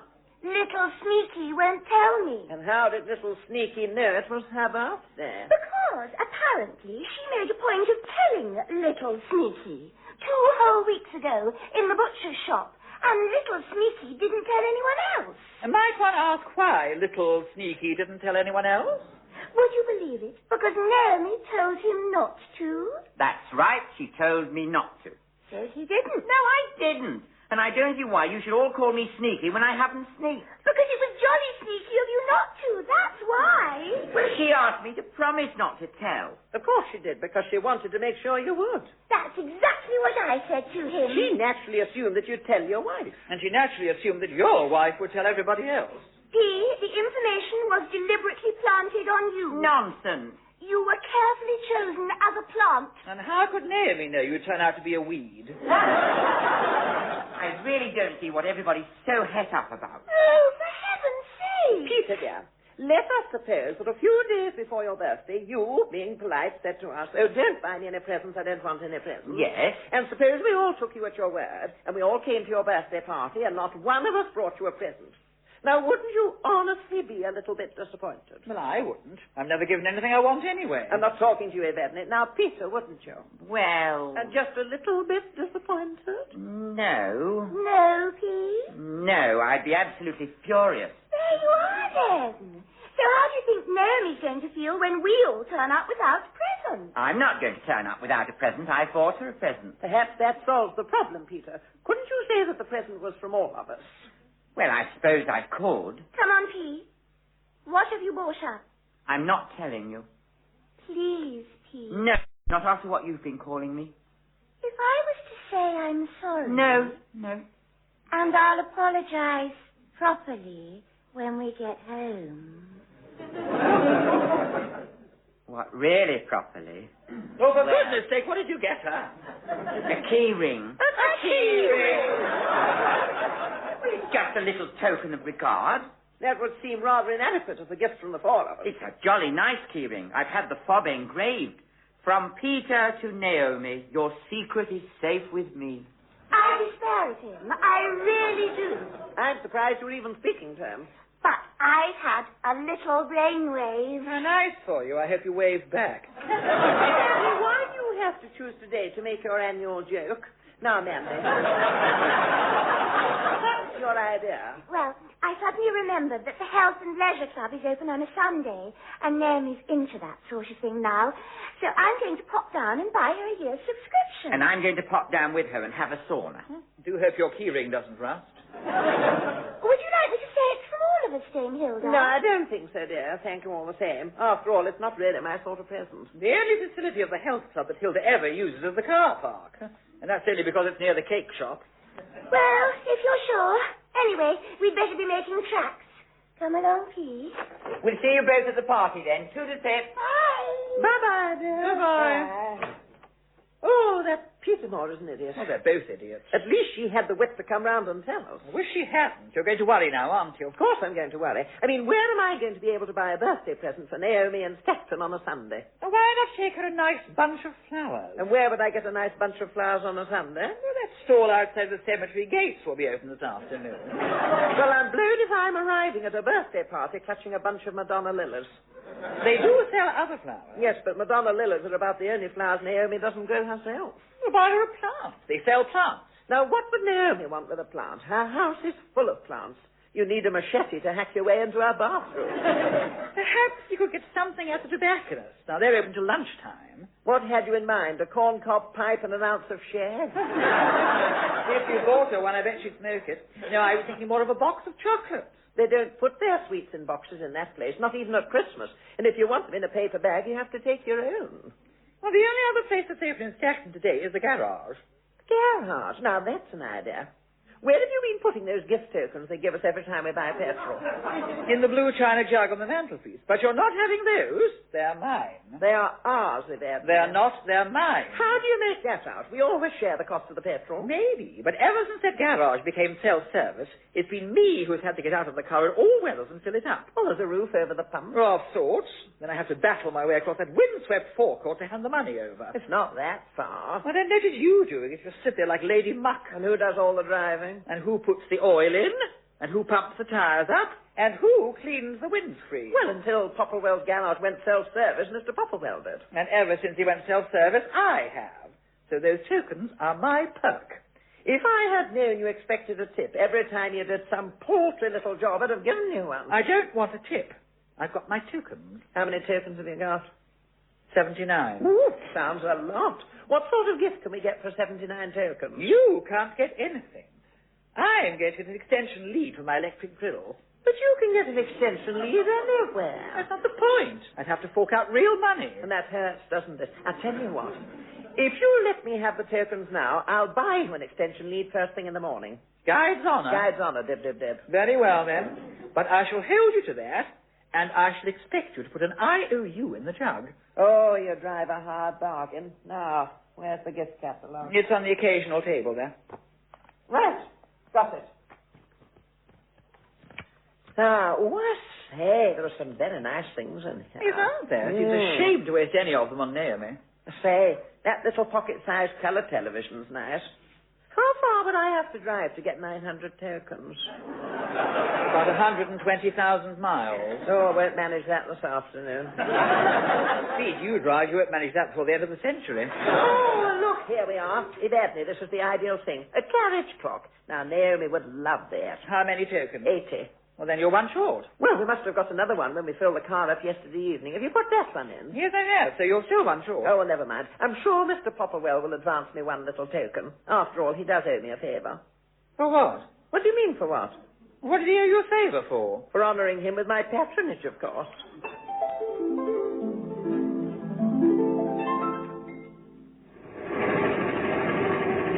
Right, I'll park here, dear. You stay in the car. Now, are you sure you wouldn't like me to go in instead? Oh, no, dear, no. This job requires two qualities which I possess and you don't. And what might they be? Charm and tact. Now, is my lipstick straight? It's fine. My nose isn't shiny, is it? Well, no more than usual. How does my hair look? Hilda, there's a mirror right in front of you. Which just shows how much you know about driving. What are you talking about? Well, that, my dear, is what's called a rear view mirror. If I look in that, I can only see behind me. Oh, go on, get out. If we sit here much longer, he'll charge us for parking. Right. Oh, I won't be long. Are you receiving me? Good afternoon. Afternoon. I don't know you, do I? No, and I don't know you either. Small world, isn't it? Is Mr. Popplewell about? Mr. Popplewell's on holiday, my love. Oh. Went off first thing this morning, he did. On a coach trip to Kuwait. I'm the relief manager. Oh, I see. Well, you needn't look so worried. I don't bite, not unless provoked. So, what can I do for you? Well, I've been collecting your gift tokens, you see, and I want to exchange them for a gift. No problem. Now, do you know which gift you want? Oh, yes, I do, dear, and I want the carriage clock. No problem at all. I know we've got them in stock.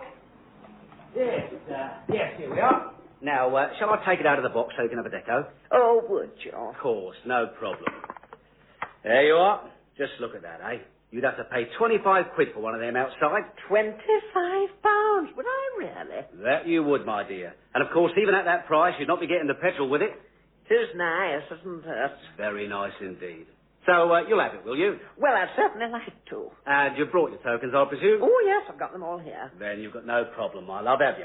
Well, to be honest, I think I might have. No, I'm pretty sure you haven't. Not if you've got enough tokens, that is. Yes, but just supposing I was one token short. One short. Suppose I needed 80 and I'd only got 79. Well, then you would have a problem, wouldn't you? That's what I thought. But nothing that couldn't be solved, I dare say. And that's what I hoped. Good. What idiot's that making all that din out there? It's all right, dear. I think it's the idiot that's with me. Evadne, what do you want? There's a man here wanting air. Well, you're the expert in first aid. Loosen his collar and give him the kiss of life. Right in front of the airlock. The keys are in the ignition there. If he wants it moved, let him move it himself. He can drive, can't he? Oh, very well. Oh, she's so helpless. Got the old mother with you, have you? Yes, dear. Mercifully, she's not mine. She's Whistler's. Well, now, I've counted these tokens of yours, and you're quite right. You are one short. Yes, although I'm not by any manner of means an arithmetical wizard, I was pretty sure I was. So, as you get one token with every 5 quid's worth of petrol, I suggest you put 5 quid's worth of petrol in your motor, and Bob's your uncle. Sounds so simple, doesn't it? But you see, the tank is practically full. I haven't got room for 5 quid's worth of petrol. Then now do you expect to get your carriage clock? Well, you see, I thought Mr. Popplewell might have let me have a token on tick.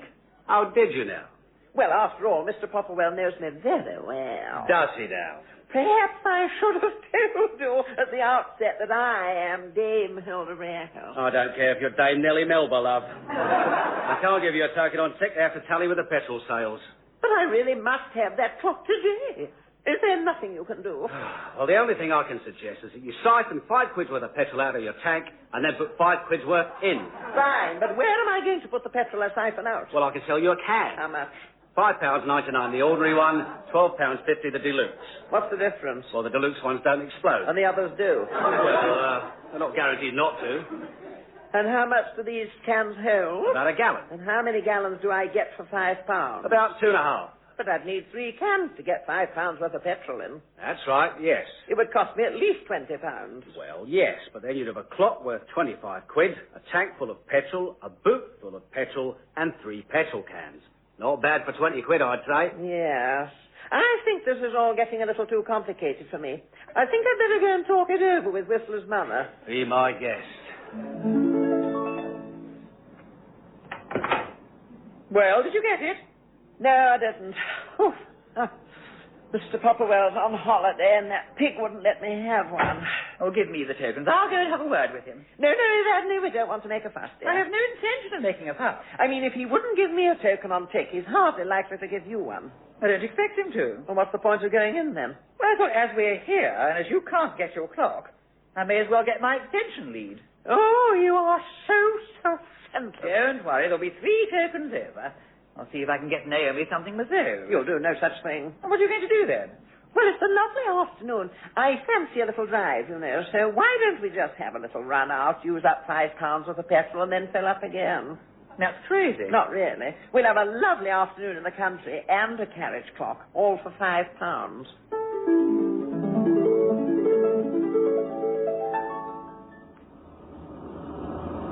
Hilda, you really are going to have to stop and get petrol soon. You're right on empty. Oh, don't worry, dear. This gauge isn't very accurate. You can drive for miles with it on empty. You already have. You really must stop at the next garage, whether they give tokens or not. Right, dear, I will.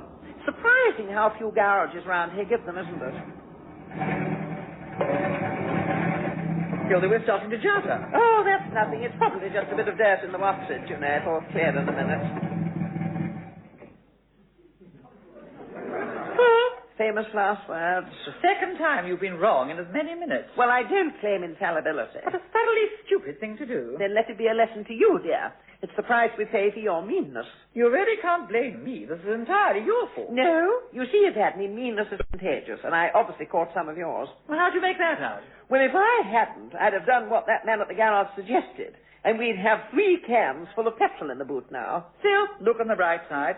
At least we'll not be able to go to Naomi's party. Oh, don't you believe it. After all the trouble I've gone to, I'm getting that clock, and I'm going to that party if it's the last thing I do. And how do you propose getting there? We passed a phone box just back there, so I'm going to walk back and phone for somebody to bring us £5 worth of petrol and the extra token we need. Well, I don't see that man at the garage doing that. Wouldn't dream of asking him to. But I can't wait to see his face when I walk in and get my clock. Well, how are you going to get the petrol then? Well, how do you think? I'm going to phone the idiot who started all this. You mean Little Sneaky? Yes. And with a bit of luck, I might just interrupt Mandy's apology.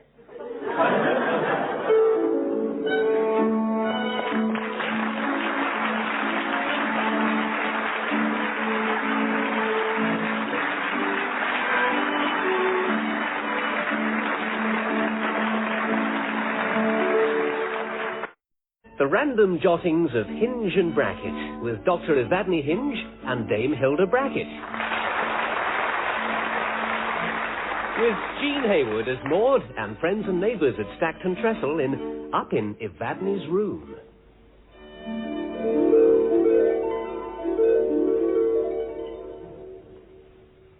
When Evadne and I first moved into the old manse, we made it a rule never to intrude on each other's privacy. It's a rule we strictly obeyed. Indeed, I've not set foot in Evadne's room since the estate agent showed us around the house in 1955. Of course, Evadne's room wasn't Evadne's room then. It was just the old pigeon loft. There were enough feathers on the floor for her to stuff a palliasse. But it was the rows of nesting boxes that really took her eye. You see, she'd never had fitted cupboards before. Mind, she's like a magpie. The junk she collects. One never knows what she's going to take into that room next. Which brings me to a day a week or two ago. I had just returned from a WI coffee morning. That's exciting. And I was sitting in the drawing room pondering one of life's eternal problems, whether to have a biscuit or wait until lunch, when Maud came in.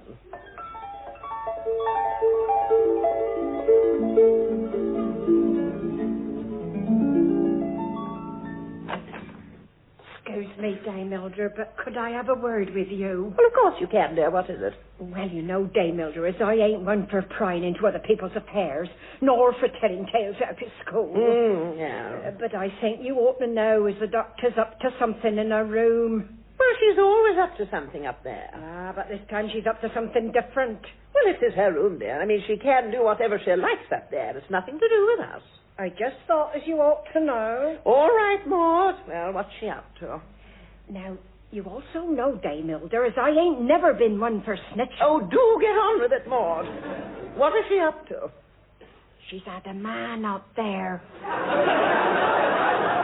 All morning. A man?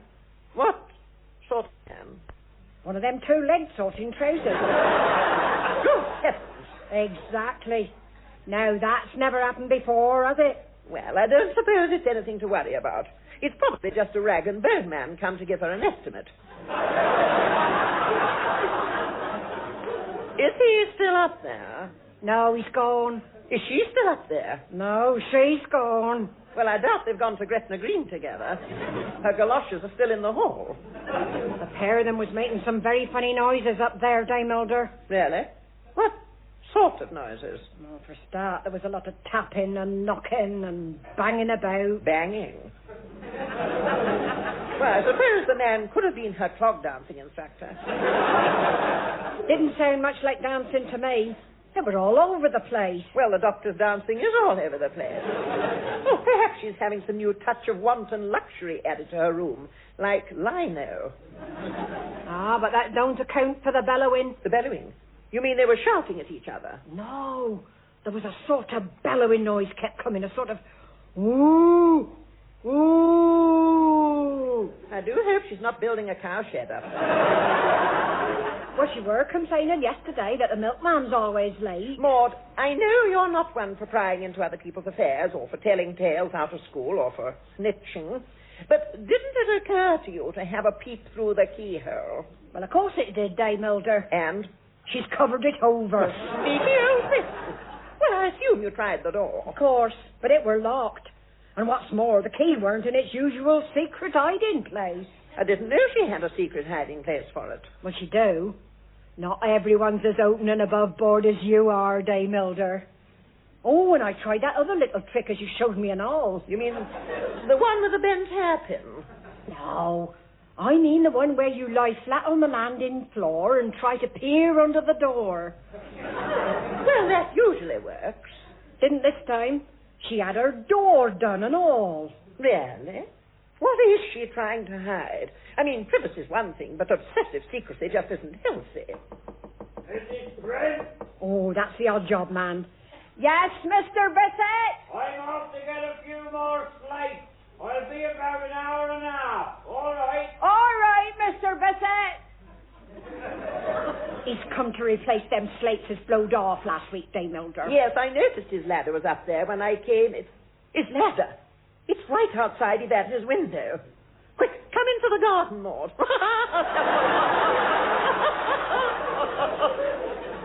Where the black night batter doesn't matter. Hurry up, dear, and we'll see what we can see. Oh, Dame Elder, wouldn't that be spying? No, dear, not if we're quick.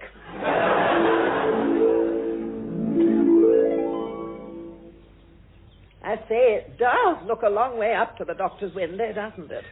Still, if I close my eyes and don't look down, I'll probably be all right. Perhaps we should rope ourselves together, Dame Elder. Well, I don't think so, dear. Anyway, that would be a fat lot of good if you're going to be down here holding the ladder. Well, would you like me to come up behind you? No, I wouldn't. No, you can go up instead of me if you like. Oh, I'd not like to go up there on my own. There'd be no one to grab hold of if I fell. Well, I'm sure it'll be better for both of us if you stay down here. Now, you hold the ladder steady. I'm going up. Close your eyes, Hilda, and climb. And she climbed the dusty ladder, on which fell no ray of light. Up and up, her white lips saying, "Curfew shall not ring tonight." You're about halfway up there, Dame Elder. You're just about level with the bathroom overflow. Thank you, Maud. Life is just like a ladder. Every day is a rung, so it's upwards, ever upwards, until my song is sung. Just a bit tired, Dame Elder. You're nearly there. I should jolly well hope I am. I'm running out of ladder. Right. You're there. Can you see anything? Not a thing. Her curtains are drawn. My goodness, that blackout material has lasted well. There's nothing in it. Right, I'm coming down. Hold the ladder steady, Maud. Maud? I've sent Maud in, Hilda. I'm holding the ladder now. Evadne. What exactly do you think you're doing up there? I'm cleaning the windows.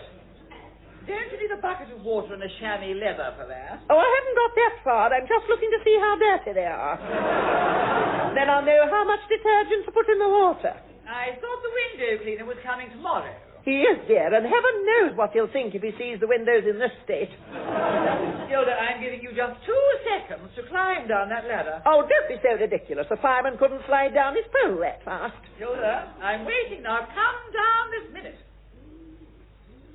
Evadne, What? I'm stuck. What do you mean you're stuck? I can't move. You know that funny thing that people get when they can't go up and they can't go down? Yes? Well, I've got it. What if Maud and I held a sheet? Could you jump? It's no joking matter, Evadne. Mind if you were to open your bedroom window, I might be able to clamber in that way. But my window opens outwards. If I opened it, I'd knock you right off your ladder. So don't tempt me. Evadne, what am I going to do? I'm stuck. All right, then. Hang on. I'll come up and get you. Oh, no, you're not giving me one of your fireman's lifts. What do you want me to do, then? Call the SAS? No, dear. Just call Maud to hold the ladder, and you go away. It's probably the fear of knowing you're standing there waiting for me that's brought this on. Very well, Hilda. But you're going to have to face me sooner or later. So when you do get down, I'll be in the drawing room, waiting for an apology.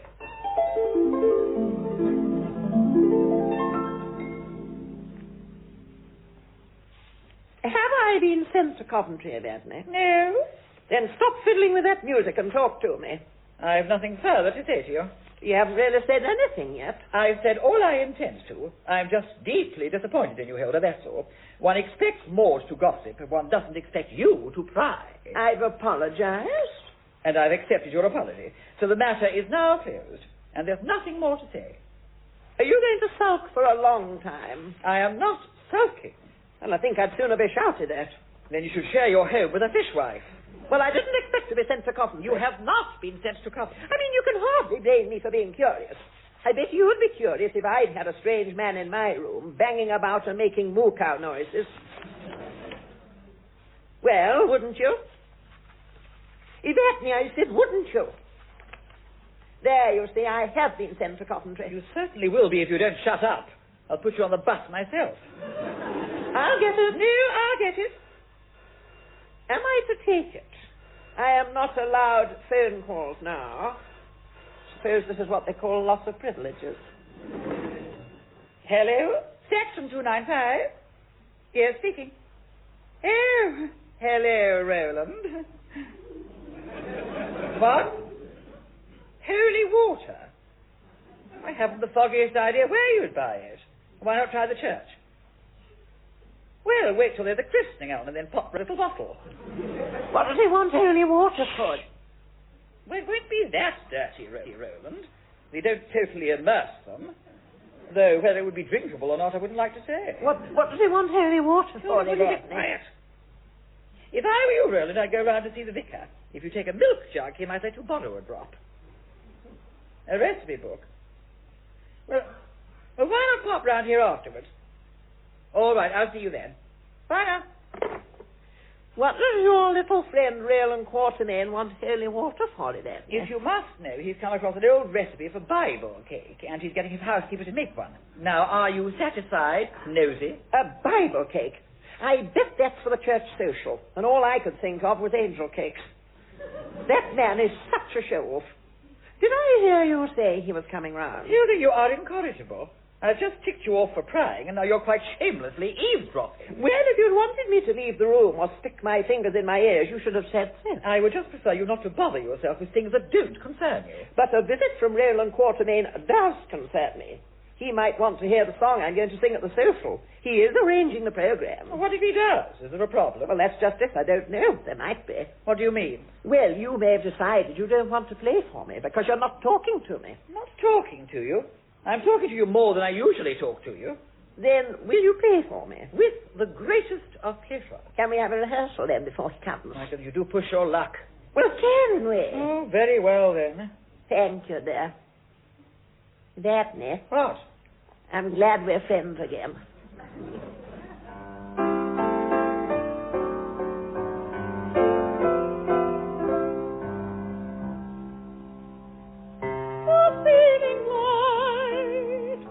Falling sun melts into a deep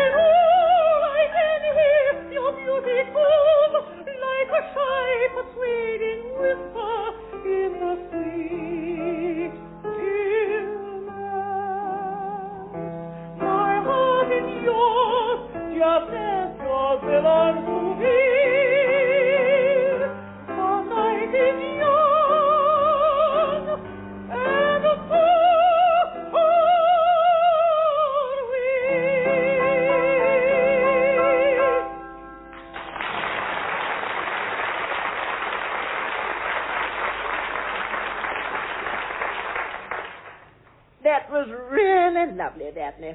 You know, I think your playing is better now than ever it was. Are you being sarcastic?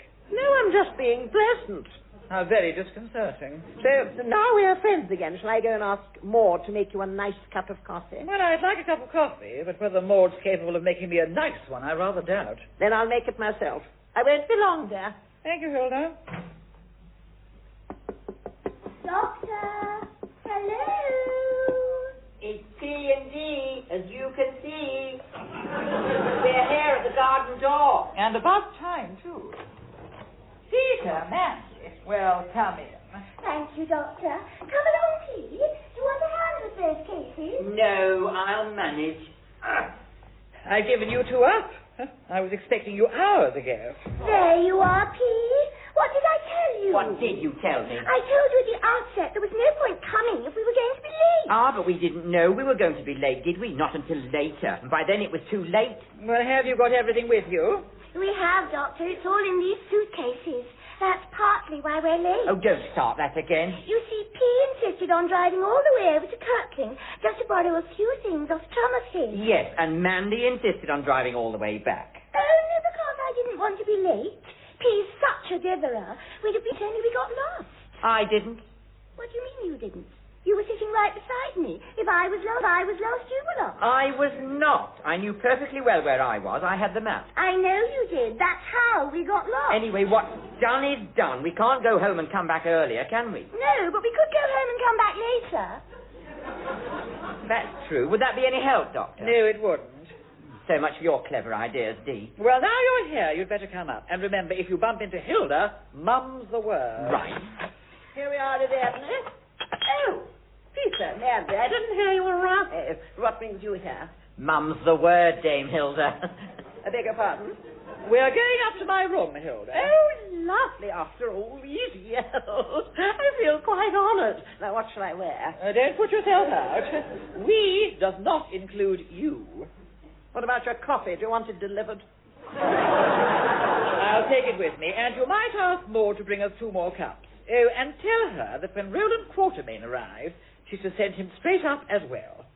Right, come along, you two. Well, hello and goodbye, Dame Hilda. Yes, sir. Hail and farewell. And you too, with knobs on. Maud? Yes, Dame Hilda? Goodness, you were quick. Where were you? Just lurking about. So why do you reckon them two's taking them suitcases up, Dame Hilda? Well, it did cross my mind for one dreadful moment that the doctor might be taking in lodgers. Oh, it never did. Well, just for a moment. But I immediately realized there's not room in there to sling any more hammocks.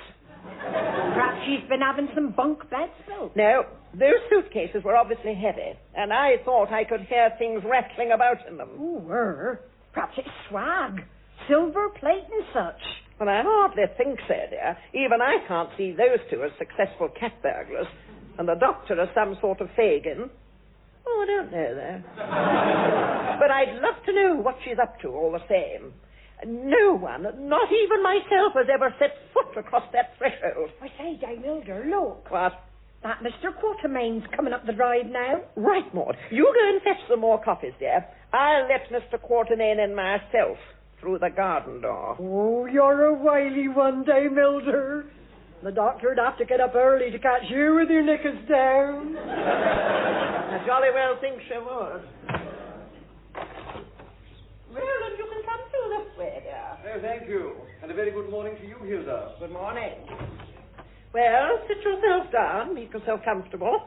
I've asked Maud to bring us some coffee. Oh, that's most kind of you, Hilda. Is Evadne about? She is there, yes, but I'd like a little word with you first, if you don't mind. About the church social, is it? No. About the concert program? No. Oh. As a matter of fact, it's about Evadne. Ah.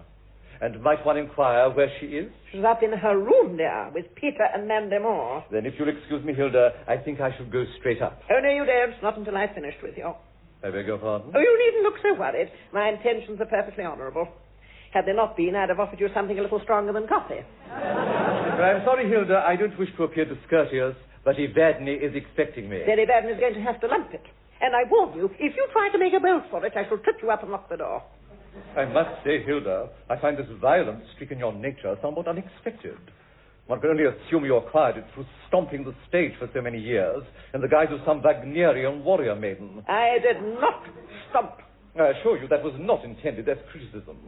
I'm sure it's very difficult to do anything but stomp, with a spear in one hand, a shield in the other, and a winged helmet jammed on your head. Difficult, perhaps, there, but not impossible. Hilda, much as I'm enjoying this little conversation, I really must ask you to let me go. Not before you have answered two very simple questions, Roland. Hilda, I am not playing pig in the middle. I would never dream of asking you to. I consider it a hateful game. No doubt, because at boarding school I was so frequently lured into playing it with real pigs. Oh, very well then. Ask your questions and let me go. Right. Question number one. Do you know what is going on up in Evadne's room? Well, Roland, there are only two possible answers, yes or no. Which is it? Well, put like that, the answer must be yes. So far, so good. Which brings us to question number two. What is going on up in Evadne's room? That's the tricky one. I'm afraid you'll have to ask Evadne that. I have already asked Evadne. And what did she say? Told me to mind my own business. Then I can only suggest that is what you do. What in heaven's name is that? It's probably the 14th century Ascension Day dance that Peter and Mandy Moore are preparing for the church social. Oh, my goodness, and I was going to sing an Evelyn Lay song. Will that be all right? Anything, Hilda, anything. Oh, hasn't it gone quiet? More? But not for long. More! Yes, Doctor. What's happened to the rest of the coffee? I had an accident. When you started making all that, then I dropped it. So now I'm having to make some more. Well, do get a move on. And Hilda! Oh, isn't she a martinet? Yes! Has the Rose Portermain arrived yet? I'm here, Evadne, in the drawing room with Hilda. Help! Oh, don't make such a fuss. I haven't touched you yet. All right. We're coming down. Now, perhaps I shall find out what you're all up to. And one can only hope you won't regret it. Evadne's only been keeping it from you because she didn't want you upset or worried or frightened. Oh, has she? Well, now you've got me all three. Hello, Roland. Oh, Evadne. Hello. Hello. Good morning. I did ask them to send you straight up, Roland, but as you no doubt realize by now, we live in a madhouse. And there's no prize for naming the principal loony. I really do think, Evadne, that Hilda should be made privy to our little secret. That's just what we were saying, isn't it, Dee? Well, you were. I wasn't. No, but I was beginning to wear you down. You'd have come round in the end. I might have done, and I might not. I see no point in telling Dame Hilda if it's going to scare the wits out of her. Well, if everybody likes to make themselves comfortable, I shall now bow to a dubious majority and tell Hilda. Now, just a minute, Evadne. What? Is what you are about to tell me likely to upset me or worry me or frighten me? Very possibly. And you really think it would scare me out of my wits, do you? I wouldn't be a bit surprised. Then I don't want to know. Too bad. No, you mustn't tell me. I do not want to know. After all I've been through with you this morning, you're going to know whether you like it or not. You can't force me to listen. I shall stick my fingers in my ears. If you do, we'll pull them straight out again. No. I don't really think you've anything to worry about, Hilda. Good heavens, no. Not a thing. Well, I must say you lot have changed your tune. All right, Evadne, I'll be brave. Let's have it. Well, it started a few days ago. I heard some strange noises in my room, and I thought I might have mice. Mice? I've told you before not to eat seed cake in bed. No, it's all right. There's actually no sign of mice or rats. Rats? There's not a sign. But then I noticed that certain objects on my mantelpiece were being moved about, or knocked over, or knocked off. You mean stolen? I mean I found some of them on the floor. And even after I totally sealed the room, this sort of thing continued. And that's when I came to the conclusion that I might, just possibly might, have a poltergeist. A poltergeist? Now, they don't do any real harm, Hilda, and they don't usually stay very long. They do sometimes. I knew a man who had a poltergeist, and it actually outlived him. But that sort of thing doesn't happen very often, does it, P? Oh, no, it only happened to him once.